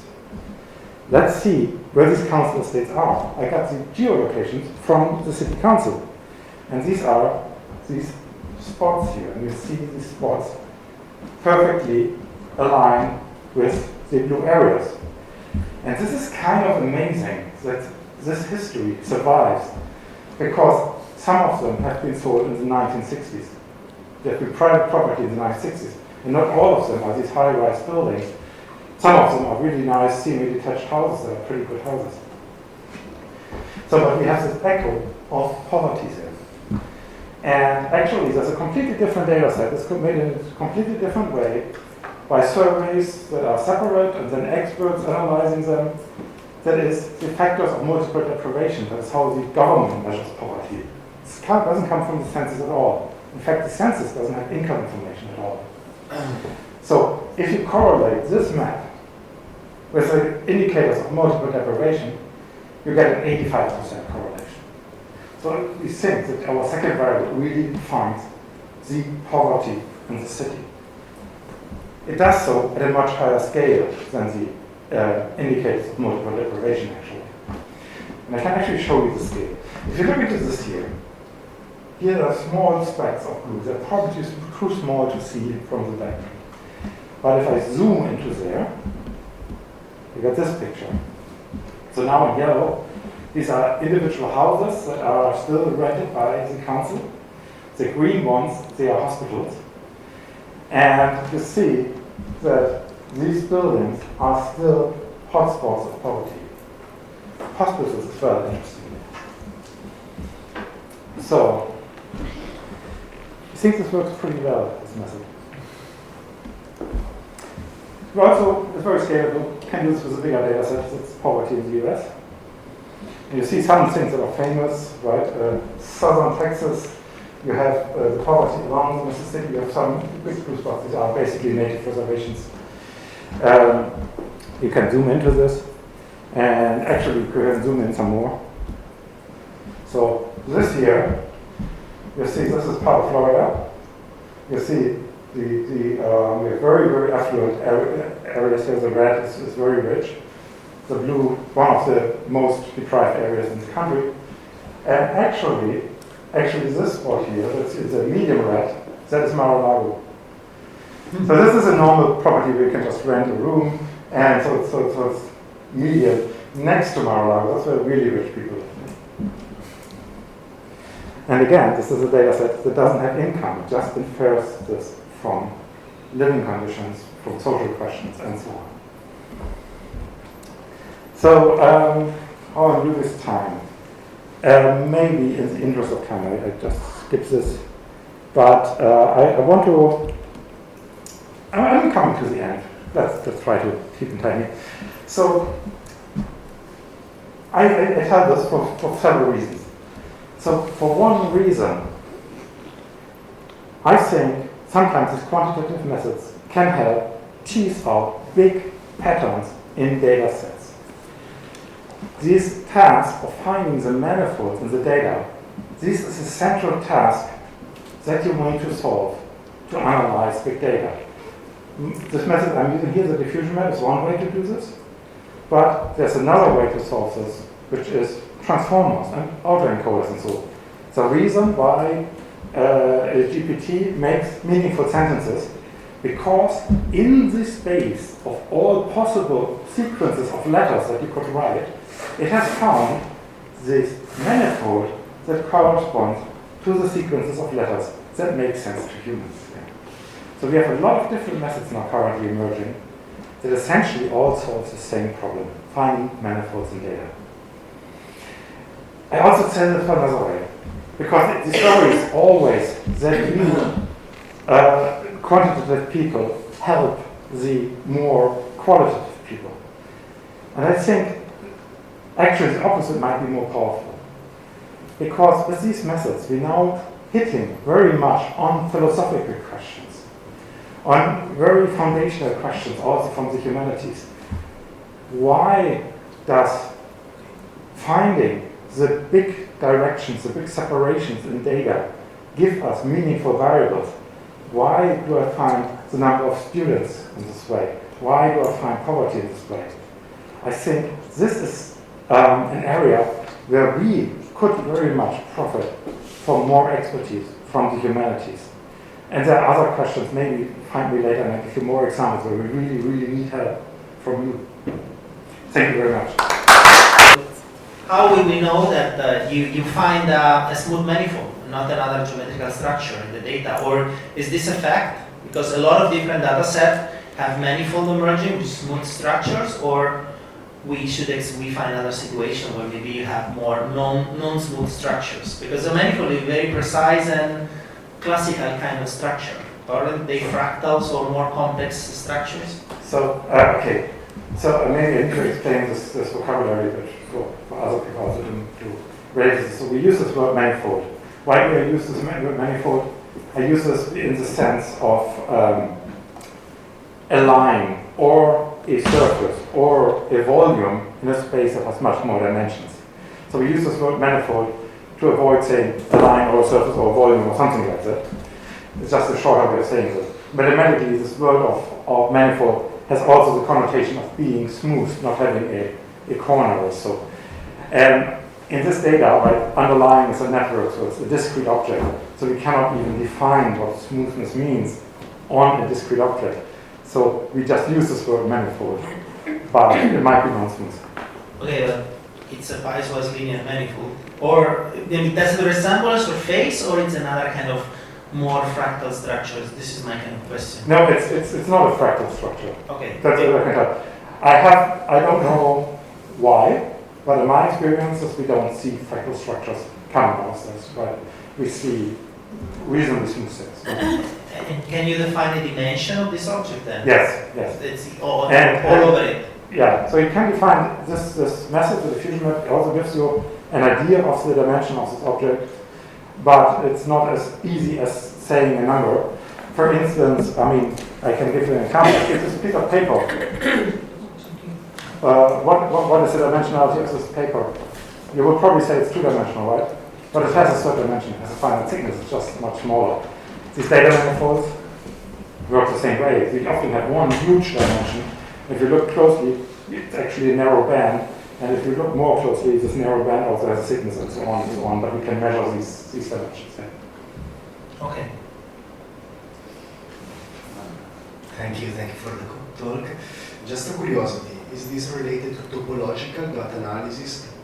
Do you find some interesting topology, or I don't know, some meaningful, some interesting topology in this kind of studies? Yeah, I mean, it's related in the sense that topological data analysis tries to answer the same question in a little bit different way. So there are parallels, but it's almost like the same way. It's related to deep learning. It's also related to topological analysis, computational homology, and so on. Yes. So thank you very much for this invitation. I will present some of the results of the project we are leading together with Regispetti. We are the action number 1, I guess, of the spoke one, spoke aid, sustainability, resilience, accountable cultural heritage, that is led by Professor Peter. So I'll come to stones, as I'm a classical archaeologist, so I know that stones are quite heavy. I hope to be not that much heavy as stones, but yeah, this is a long story that it started from John Ruskin, so some centuries ago, and the very first one introducing the concept of stones, that of course are objects, but it's also a concept of what to look at Venice while looking at stones. And in these 3 volumes, for the very first one, Ruskin introduced that sculpture and architecture ornament, they could have been key elements to understand the development of Venetian architecture and civilization as a whole. And when Ruskin introduced the concept of stones, then of course many other art historians of architecture, but even thinkers, writers, they started to study the stones, of course, but also to get inspired by Ruskin, who was not just a thinker and art critic, but also, let's say, a philosopher in a way. In terms of science, let's say, the very first one introducing the analysis of these stones was Deichmann, Friedrich Wilhelm Deichmann, a German archaeologist. He collected all the information about the very first corpus, so of stones, that is the capitals of the church of the Basilica of St. Mark in Venice. This was the first attempt to consider together the over 700 capitals employed and upcycled, or recycled, but upcycling and upcycled is a term now in use, and the spolio study, that's the specific field of studies where all specialists of stones are working, and it's very much flourishing at the moment. So this was the very first attempt. Then in Venice,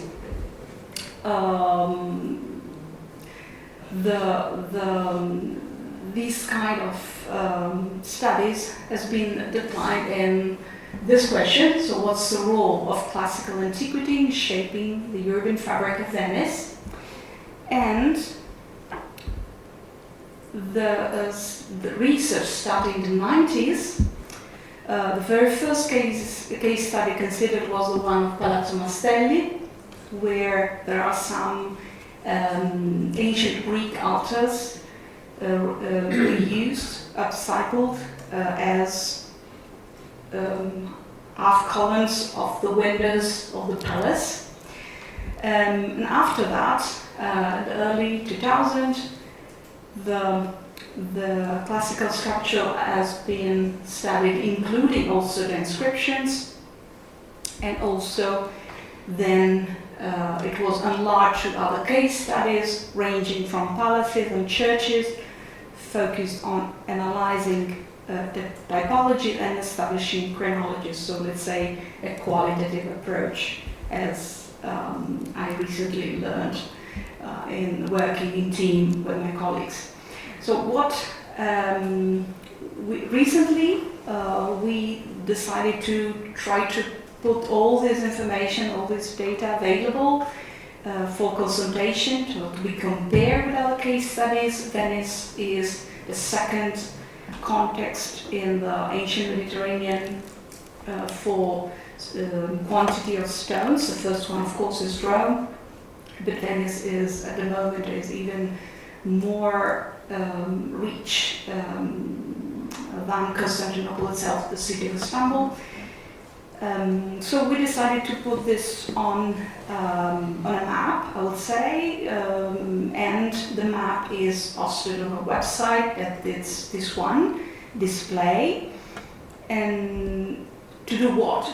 To make open access scientific literature published between the 90s and 2020, and then to implement knowledge with the help of innovative technology. So we used a laser distance meter to take measures, and most of these items are not accessible because of height or because of distance, more in general. And also the laser distance meter was used to be of help in creating 3D models, as most of them are now accessible on Sketchfab, and also to improve knowledge of minor cultural heritage and its fragility, and visualization through a georeference map that is now hosted on an external server, open access, OpenStreetMap. And this is how it looked like. Oh, sorry, it's a pity that. So this is how it looked like. There's the project, then the map, then the models, the open access literature, and then of course parameters of contact. So this is how the map looks like. We'll transfer part of the results or part of the data produced within the Spoke 8 project in this map. And how to, after some decades of analysis, qualitative analysis, how to come to a quantitative approach. So I've just tested this on capitals in trying to answer to the question, what's the role of classical antiquity in shaping the urban fabric of Venice? So capitals are one of the most reliable elements for defining well-established typologies and chronologies. You can see from this diagram that the second column is the one that where the highest number of capitals are, and all of them are being imported from the Eastern Mediterranean in the medieval time in Venice. So in the Basilica of St. Mark, the highest number of capitals have been imported, and they are reused from previous buildings. So reused capitals, they are called spolia. That is the technical terms. Columns, of course, if you walked around Venice, you'll notice there are many columns. Most of them are ancient, so they have been imported from the Eastern Mediterranean especially, and they're also very much reliable, but in terms of typology and identification of marbles, so they are less relevant in terms of chronology, that for archaeology is very much important. So I'm now presenting some other context, the palaces of Venice. I've just taken some of them based on some criteria. So the capitals are still in their place in palaces ranging from the 11th to the 13th century. And then what are medieval imitations? So items carved with reference to some models that are unequivocally identifiable. So or ancient Roman or Byzantine. And in the case of palaces, of course, palaces have been massively restored. Many of them, they are being almost redone. But you can see that ancient capitals, spolia, are still very much present. And then churches, more or less same story, so a lot of restoration, a lot of differences, but spolia still are very much meaningful in the case of the churches of Venice.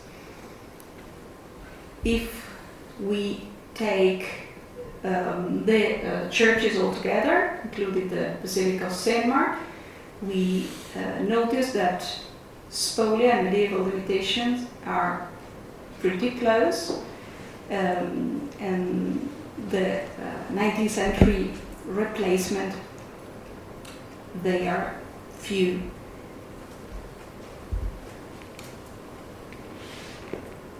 All these data together, they come to tell us that spolia in medieval palaces and religious buildings, they are the highest numbers, even in 2020, data from the year 2020. The medieval imitations are also in a high number, and the 19th century replacement are scarce. So as you can see, the percentage of spolia in medieval churches and palaces is of 47%. This is the very first, these are the very first attempt to interpret quantitative data. We'll also consider columns, but as you can see, there are some threads in this kind of analysis. So how to include data in which discussion exists. Also, let's say, where the chronology is discussed. So how to insert these data, how to represent a certainty, let's say, or discussion. This is also very important in archaeology and art history, so discussion about chronology. Then how to include the different lives of these materials, like the role of reuse, the role of recycle, so to represent this in a map, for example.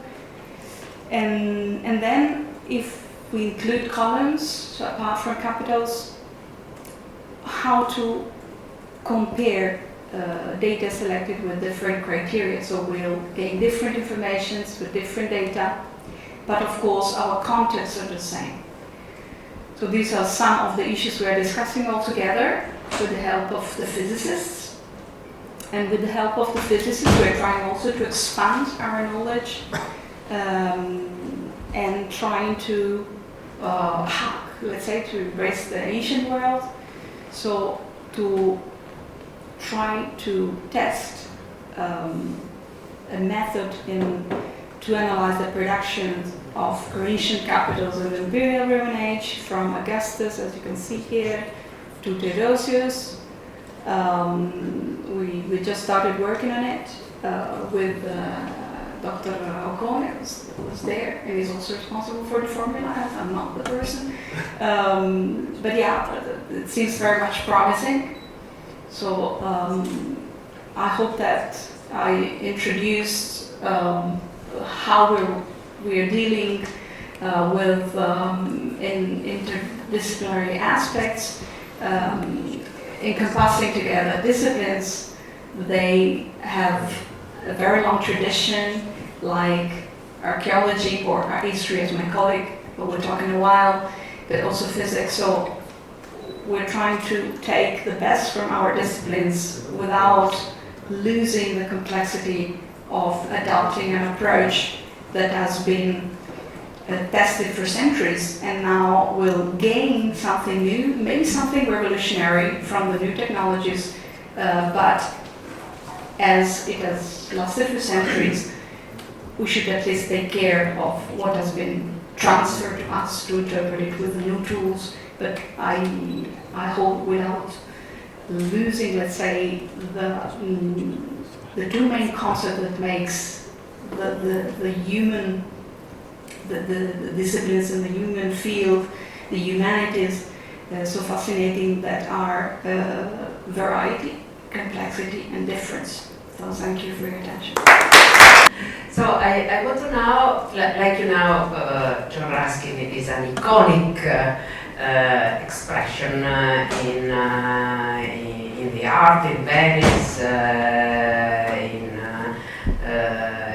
in the North knowledge of architecture.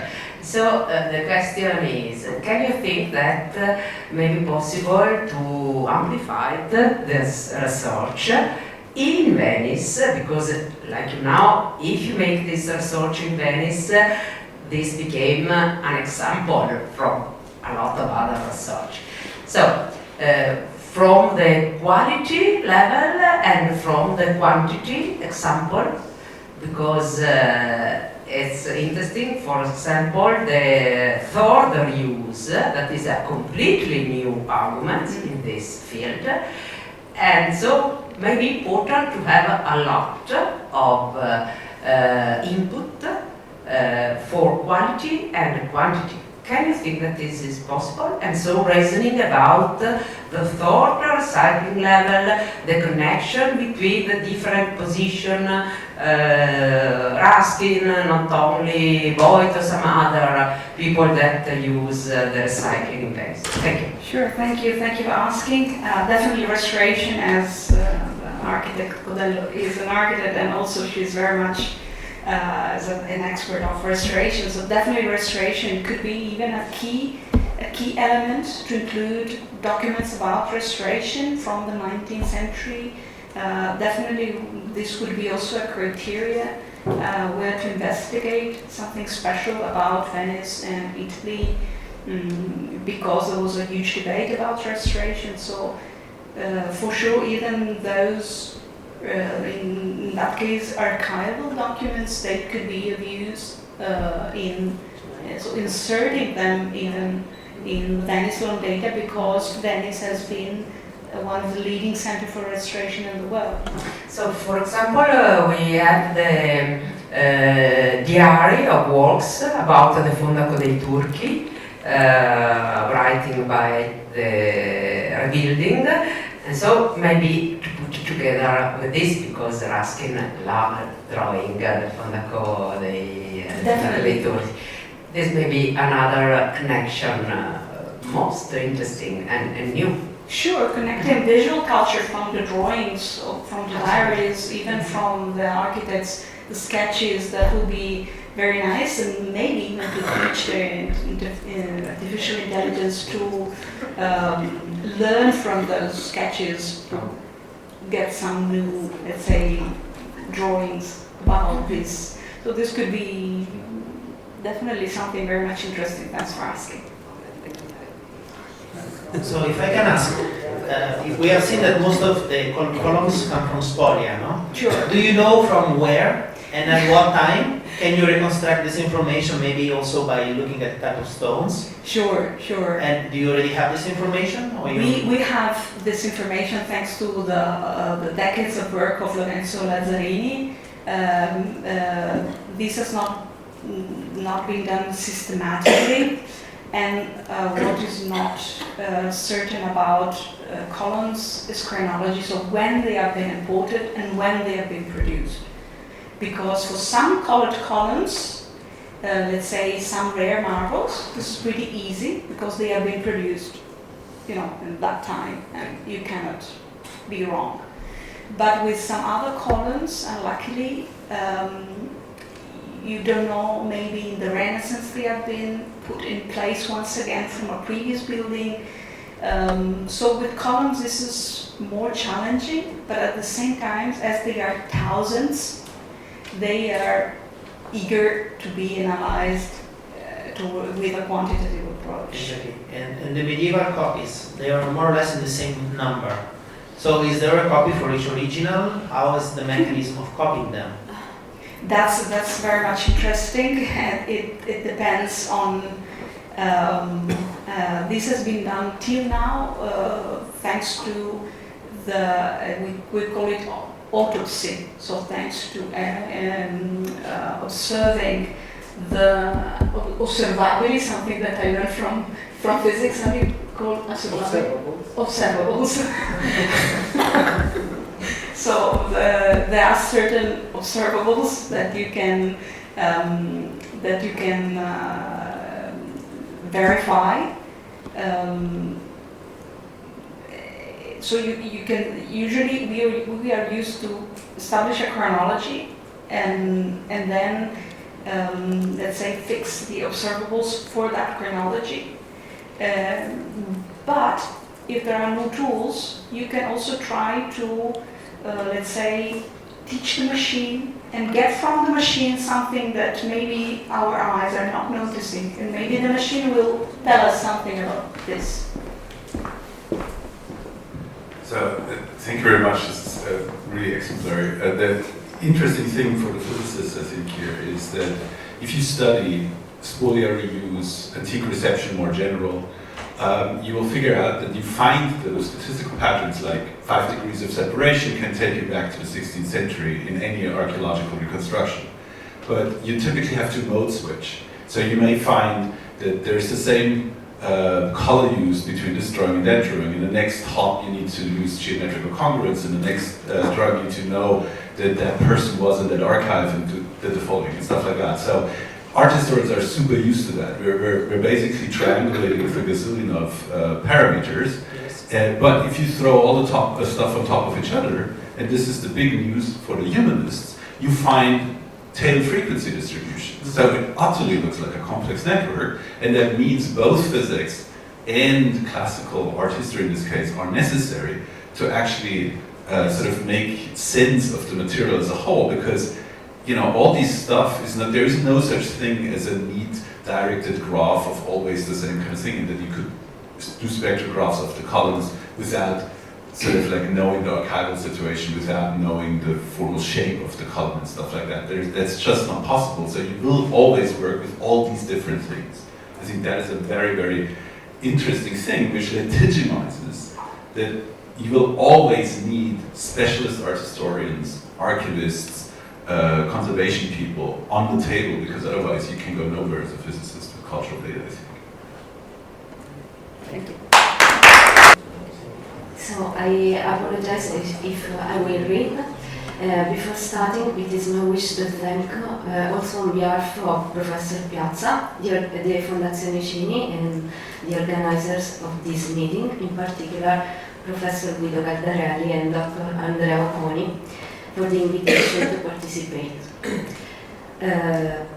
The research started from the awareness acquired in the course of previous studies and reconnaissance in the field, first by Professor Piazza and then under his guidance also mine, that the panorama of artistic production for the interior decoration of Venetian churches in the medieval period has reached our times in a very fragmentary state, due to the transformation that continuity of use, but also suppressions and alienations of property, such as those of 1797 and the early 19th century, had imposed on the city's ecclesiastical buildings, some of which, moreover, had materially disappeared. At the beginning of the 70s, Aldis Zorzi produced the first truly systematic research on the vanished Venice in the full-body volumes. And Vladimiro Dorigo's capillary investigation of the following decades still constitute a veritable mine of information on the urban and historical artistic development of the city in the Middle Ages, which have been joined over the time by studies by Maurizia Vecchi, Michela Gazzi, Gian Mario Guidarelli, Paola Modesti, and Emma Jones, to name but a few. And recent work by the PI of this project, Professor Simone Piazza, has also shed new light on the lost medieval Venetian historical artistic heritage, which is confirmed to be considerable.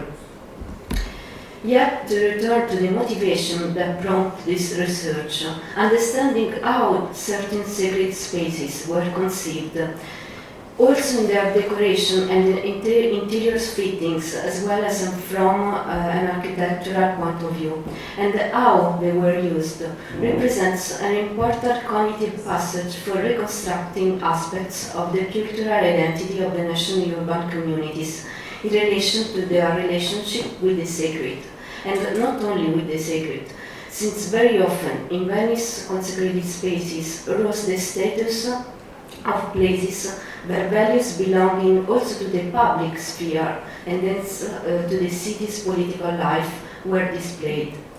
Therefore, the intention has matured to try to either trace in a more systematic way with new instruments that in the past, relational networks, not only between the surviving elements of the furnishing of Venetian urban churches and their original context, but also between these and the lost or half-lost testimonies that are nevertheless known from the sources. The sources themselves constitute a very still fertile pool of exploration for several reasons, since they are very rich in information, They are of various natures and epochs, since they range from medieval wills to documents of payments by artists and craftsmen in the late medieval and modern ages, to pastoral visits, especially from the 16th century onwards, the apostolic visit, to documents of restoration in the modern and contemporary ages.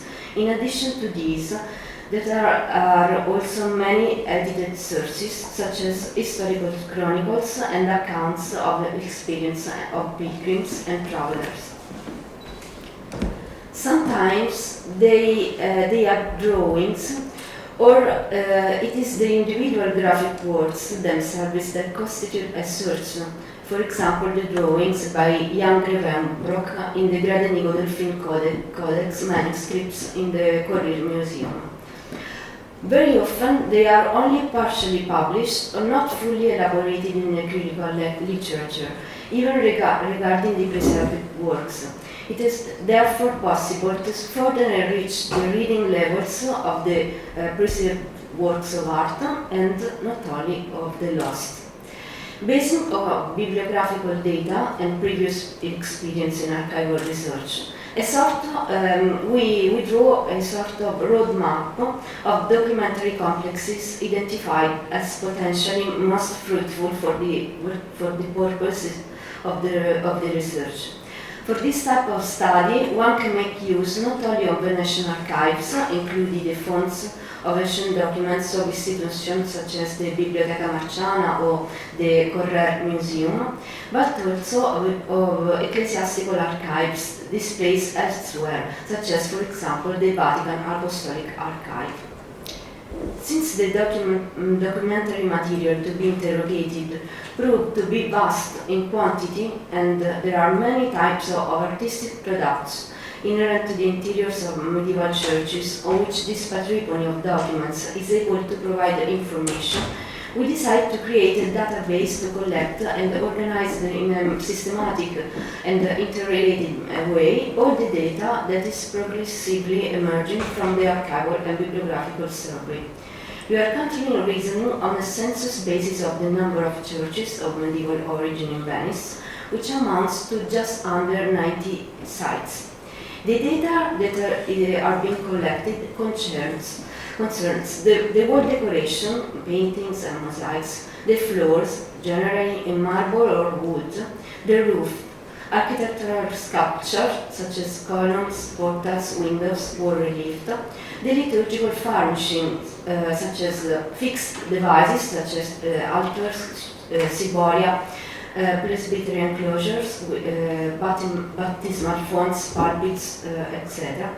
And mobile liturgical furnishings that in our categorization includes sacred jewelry, ivory, liturgical books, and moreover in our reconnaissance we do not fail to record the presence of relics and burials, particularly those consisting of funerary monuments.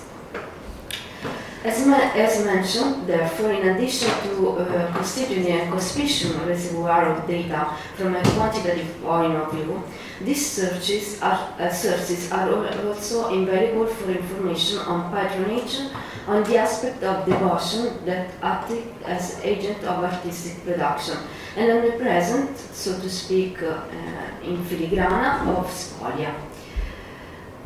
Dealing with lost of decontextualized works pertaining to certain monumental complexes, it was of great importance from the outset that the data enter into the database to be georeferenced with respect to the urban churches to which they originally belonged. However, since in many cases the same sacred buildings considered in the research no longer exist, it seems useful to geolocalize the works analyzed on a historical map of Venice, The best example that could serve this purpose seemed to be the perspective map of the city, elaborated as a detailed bird's eye view of the urban fabric by the painter and engraver Jacopo de Barbari, published in the year 1500. Work was therefore carried out on the idea of making this map interactive, with the creation of a special application in collaboration with Dr. Alessandro Fiori, that is a PhD in Informatica at the Polytechnic of Torino. And this interactive map would allow the historical depiction of the church building to be linked to the database collecting data on them. The final goal is to create a platform in which the Barbaris map can be explored with close focus and navigated from the point of view of related content. Since clicking on the depicted churches will open database entries and possible graphical reconstruction. Now, what are the problematic issues with respect to the creation of this interactive map? The first, distinguish between the different types of building of worship, the cathedral, the Palatine chapels, parish churches, or monastic churches, for example. The second problematic issue is to indicate whether there are buildings that no longer exist, such as San Teodoro, Santa Marina, Sant'Angelo, or no longer used for worship, such as Santa Bonale, Santa Margherita, San Barnaba, or buildings still in existence and functioning as places of liturgical celebration, but partially transformed, such as San Pantalone, San Polo, San Salvador, just to mention a few examples, or if they are buildings totally transformed, such as Sant'Agnese. Another aspect we are interested in concerns the typology of the sources used. The type of source must clearly always be kept in mind, also because the same aspects and works of art of an environment can be reported from different sources for different purposes. This is why a categorization of sources is envisaged in our application. We work in such way that the source from which the data were extracted can also always be traced. In this way, we can develop the quantitative and taxonomic reflection on the types of sources and the types of data each of them provides. As we have seen, the sources provide information on so many types of works of art that have been categorized in the database linked to the map.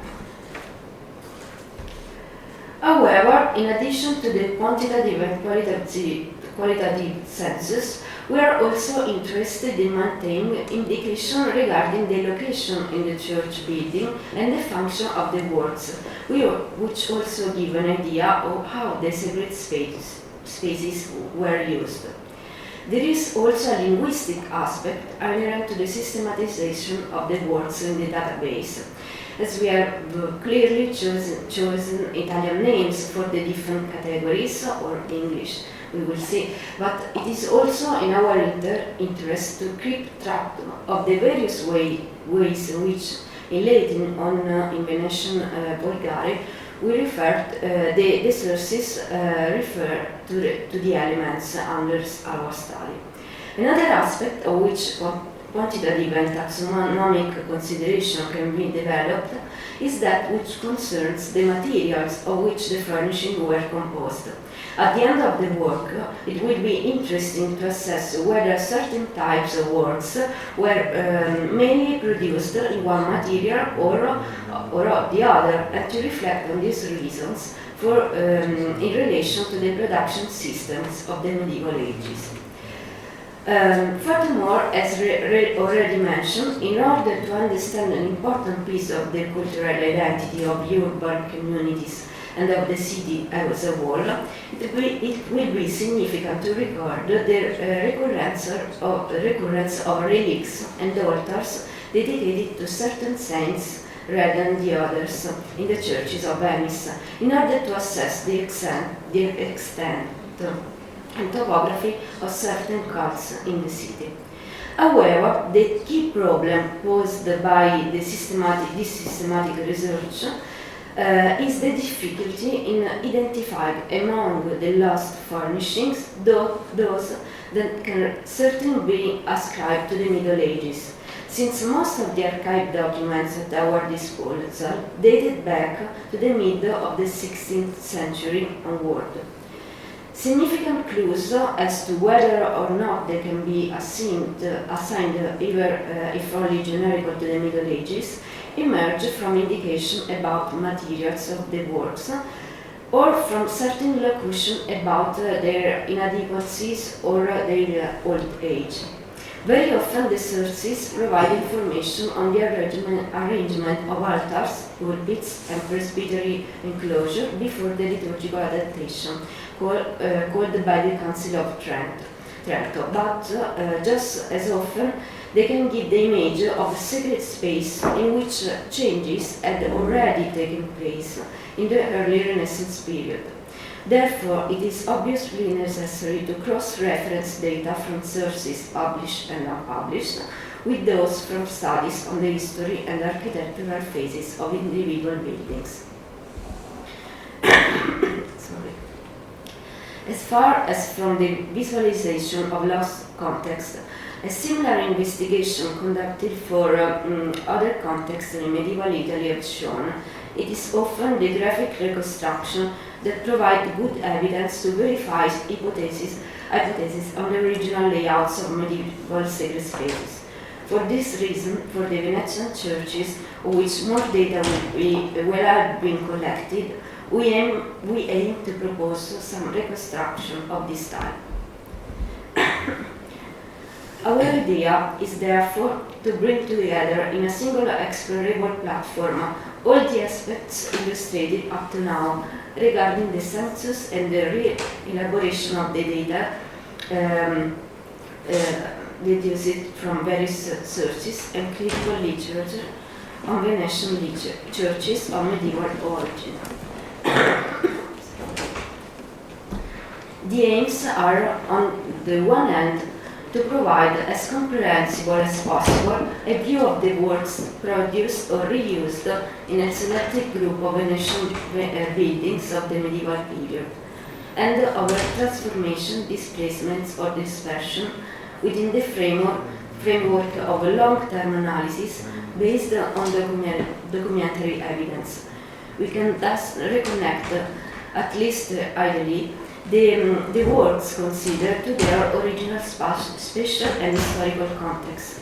On the other hand, the research possibilities that database allow have appeared promising for the development of reflection, also of taxonomic nature, on the recurrence of data regarding commissions, the type of works produced and conserved or lost, and the frequency and method of reuse of spolia, and the motivation that supported the commission and service from time to time.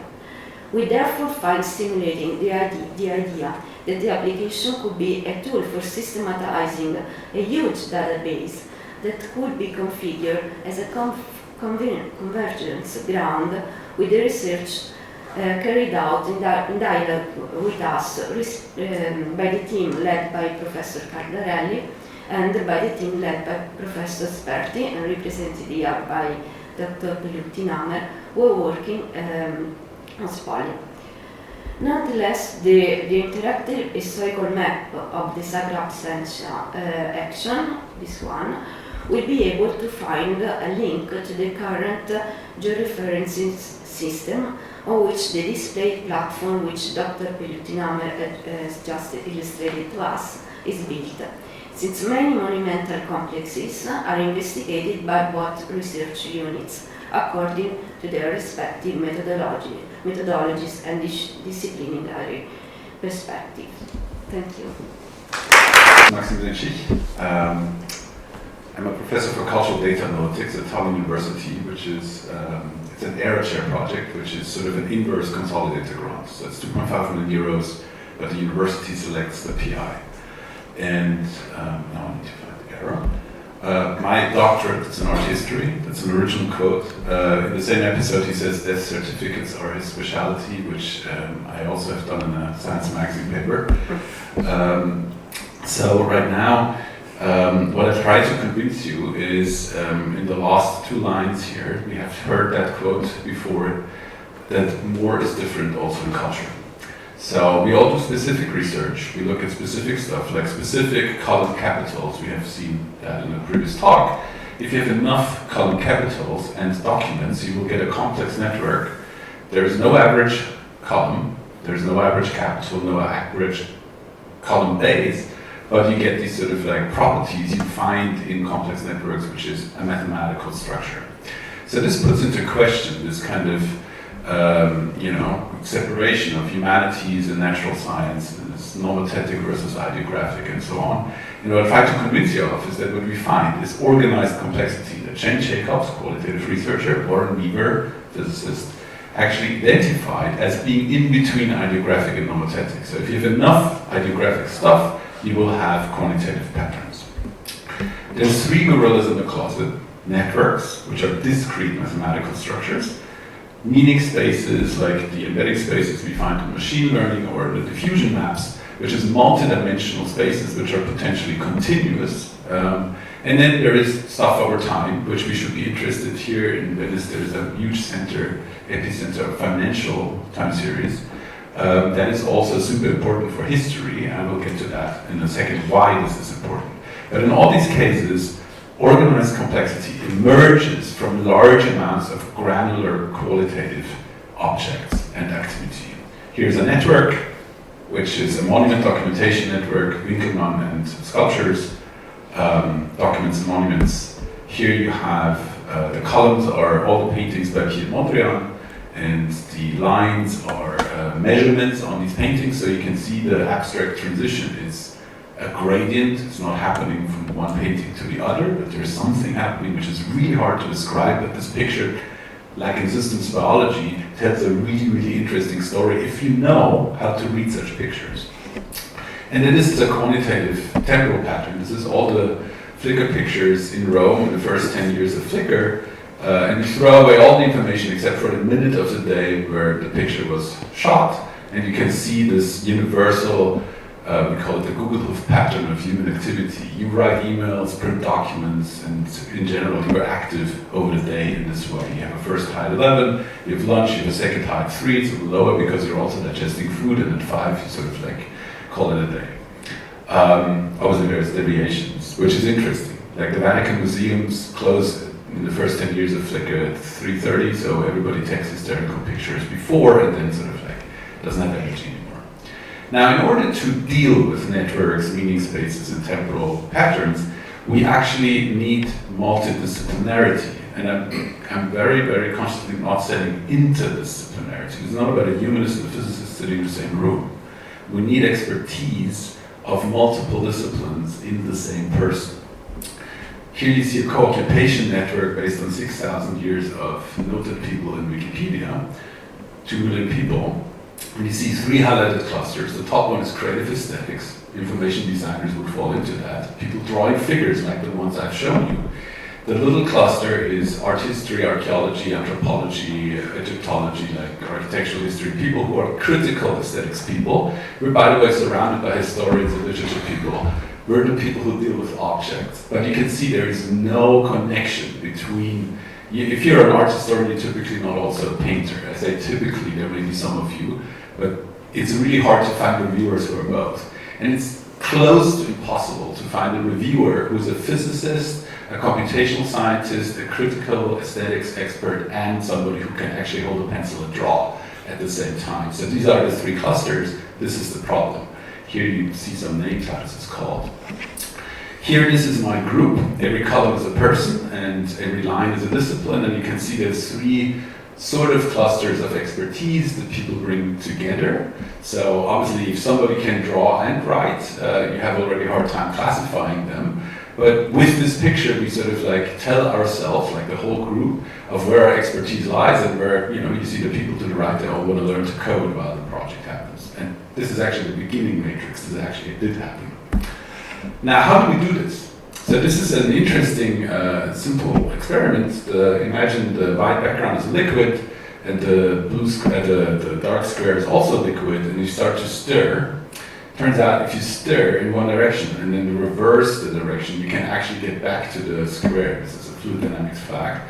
But as you start stirring, your pattern of fluids striate. So you get these sort of like thin stripes, and if the stripes are thin enough, you get this thing you see in the cover picture of this book, that the layers are so thin that the atoms can actually diffuse.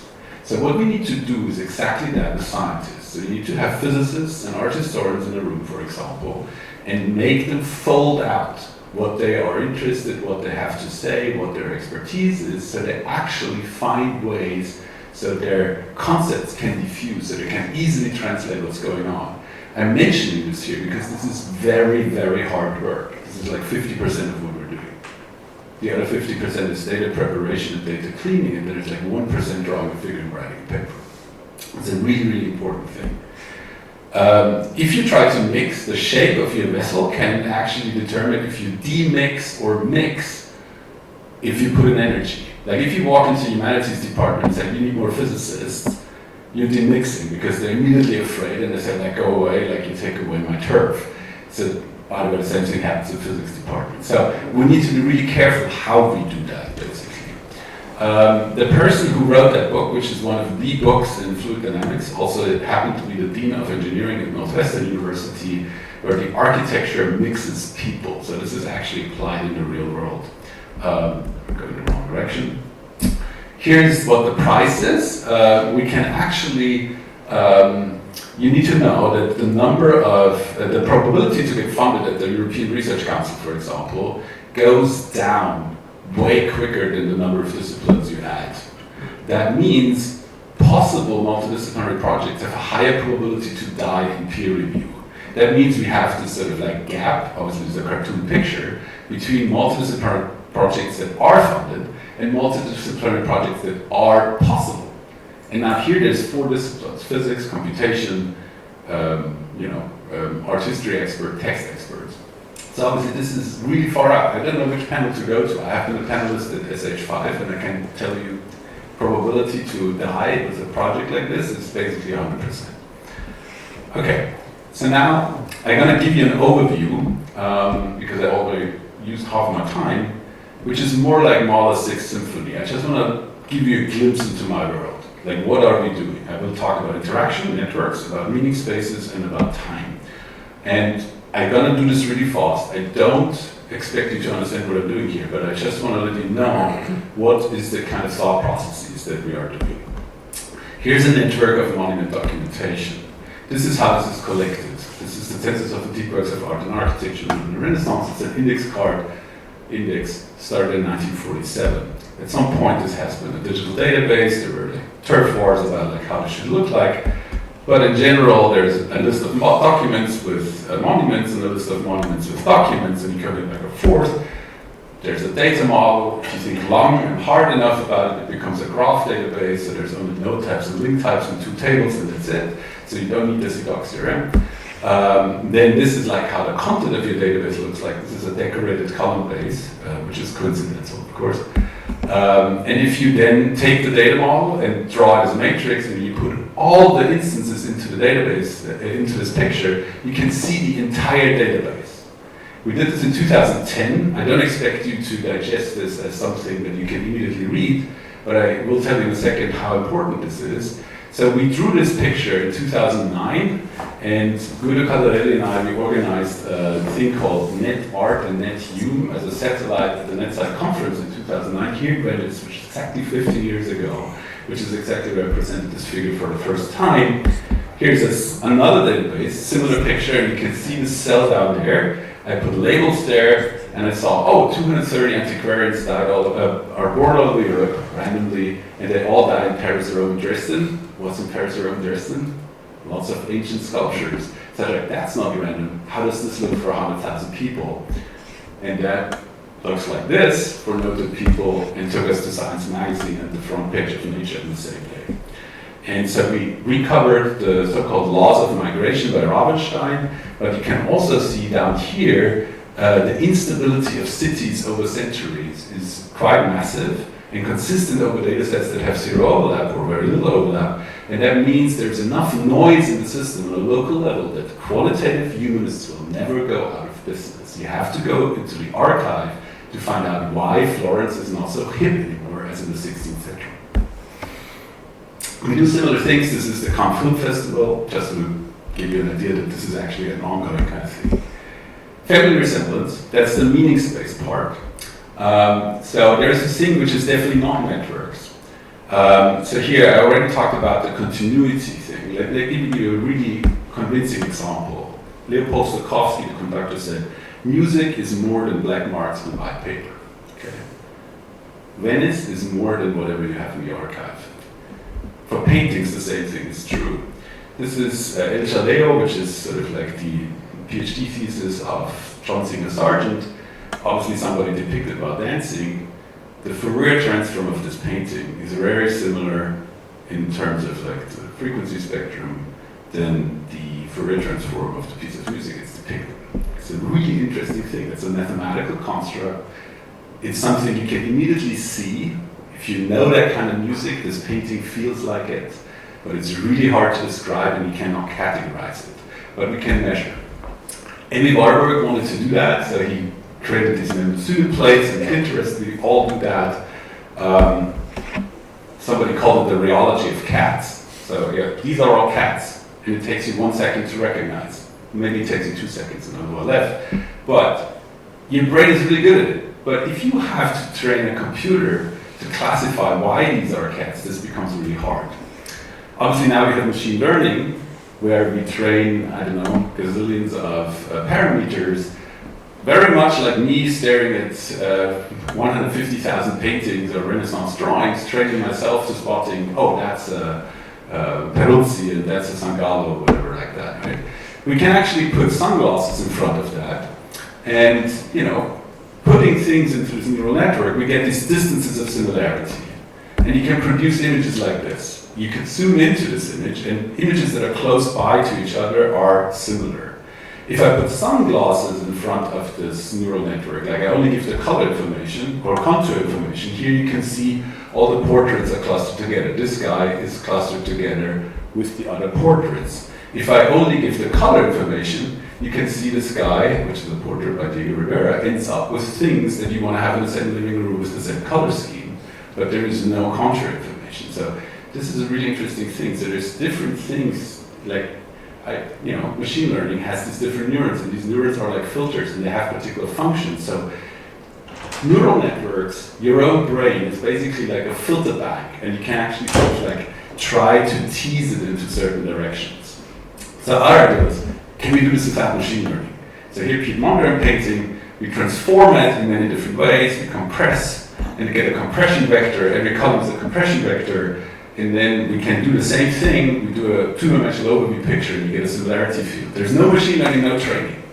Just 200 arbitrary transformations, compression vector, and a UMAP picture, that's it. So this is way cheaper than using half the map for 3 weeks, right? So this kind of thing is like where we arrive, but then the question is, what do we learn from this? So we learn it's cognitively plausible. You can actually attribute artists, dates, styles, you can differentiate genres with this kind of thing, with different transformations, which is quite cool.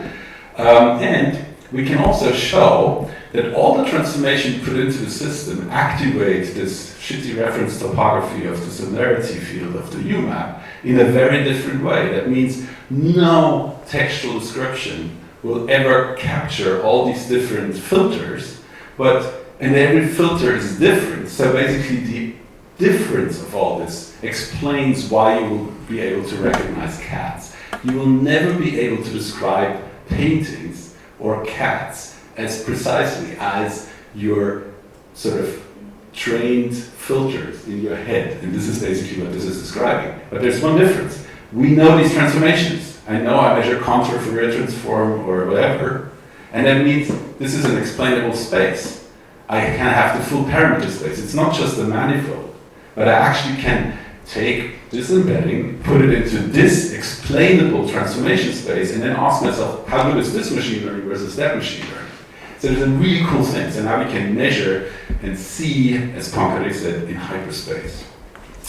There is a connection, I just mentioned this, this meaning space stuff and the networks are fundamentally connected. So the most popular network algorithm, network layer algorithm, which is called Force Atlas 2, and the most popular meaning space visualization bullshit algorithm, UMAP, are actually very close together in a spectrum of nearest neighborhood embeddings, which is exactly the topic that Thilo has a solution for, where these two things are not as good. Finally, dynamics. So here I just want to give you some things like how humanities are not average. Okay, so I already showed you this.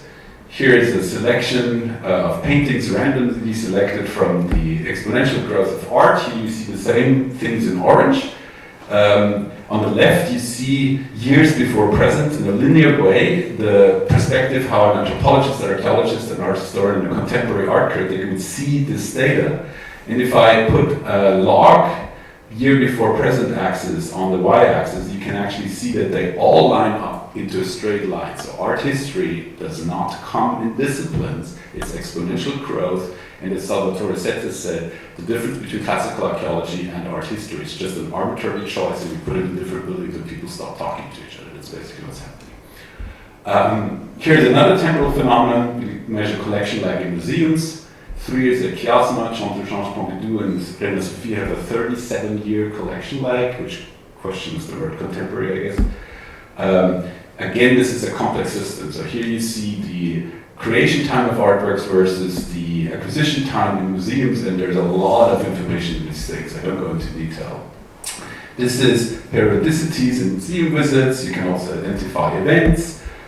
Here you can see what we call temporal resemblance. So this is basically what I showed you before, but over time, and you can see that Mondrian is the guy who takes off and is 40 years ahead, and Cézanne is always 5 years ahead.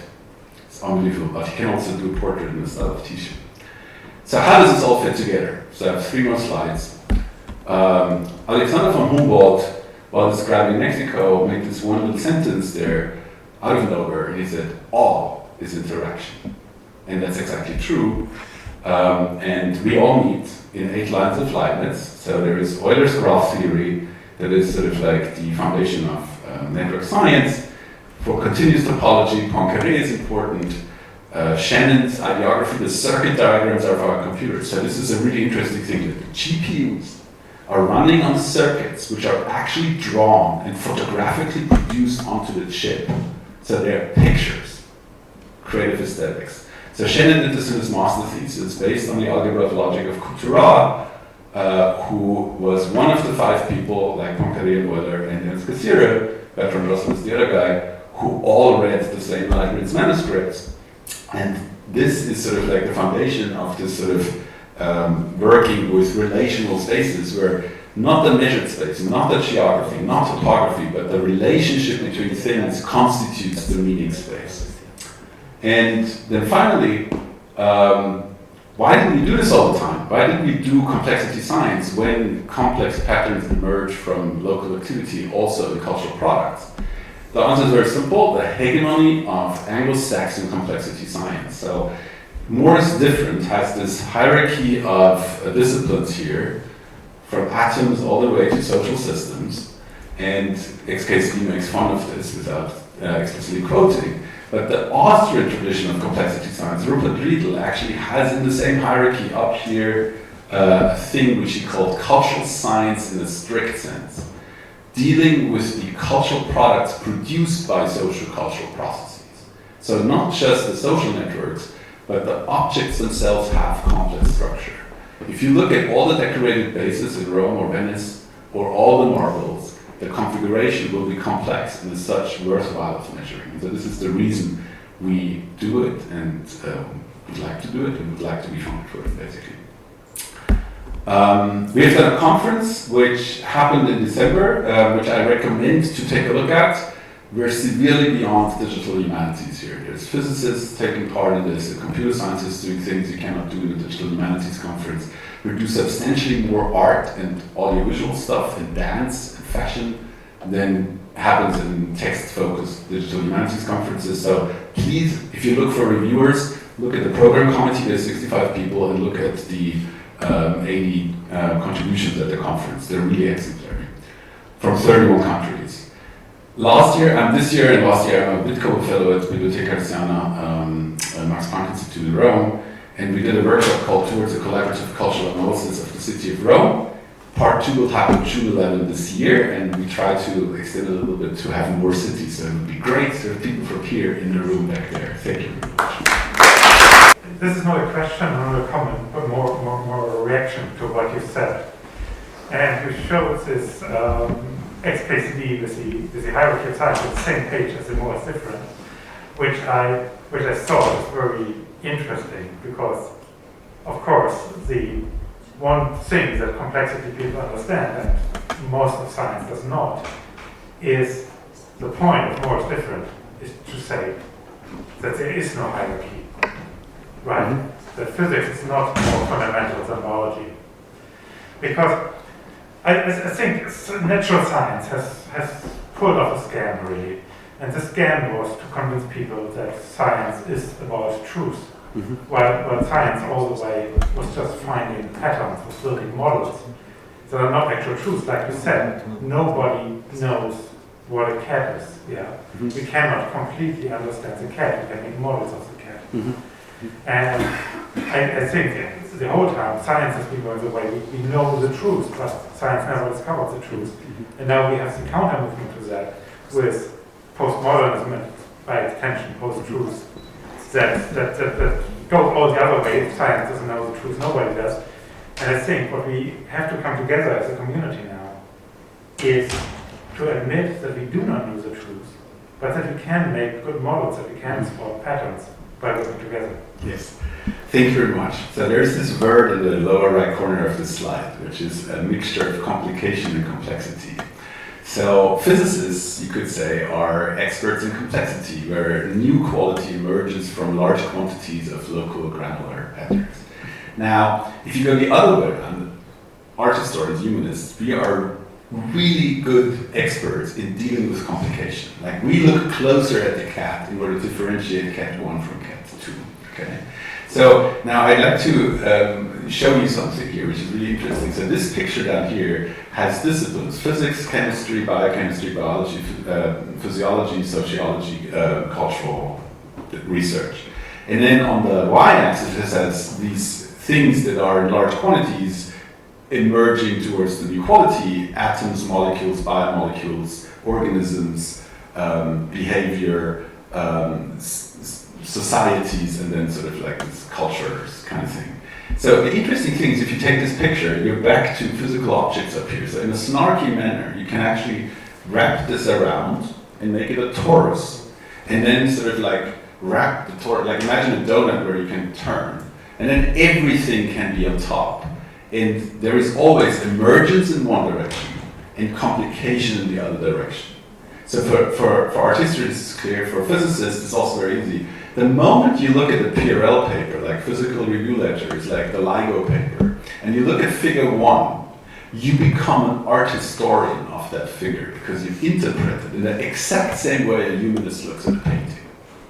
That is a fascinating thing. So both physicists are used to do qualitative interpretation, and humanists, like, we have this example of the guy who collected capitals, Guy Müller, Semper, like all these people have these huge overviews of Bartsch, of visual material. They of course were aware of the quantitative patterns because they looked at the same 20,000 drawings all the time.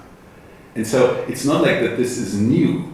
We're actually doing a very old game. We just use computers and we're faster at it. And therefore we can sort of play with it and play a different kind of music. Just like Jimi Hendrix plays a different kind of music, and Giorgio Moroder plays a different kind of music. And I think that is, but it's still music. It's still art history, and it's still sort of like, you know, something we can enhance with the same way people, you know, were not able to do so. George Kugler understood that there must be some kind of duration. He was in contact with network scientists back then called graph theoreticians. There's a footnote in his book. But he could not enact it because he didn't have a computer, just like Leibniz. He had a computer, but it was not that good. He couldn't enact it. Now we can, and that's sort of cool.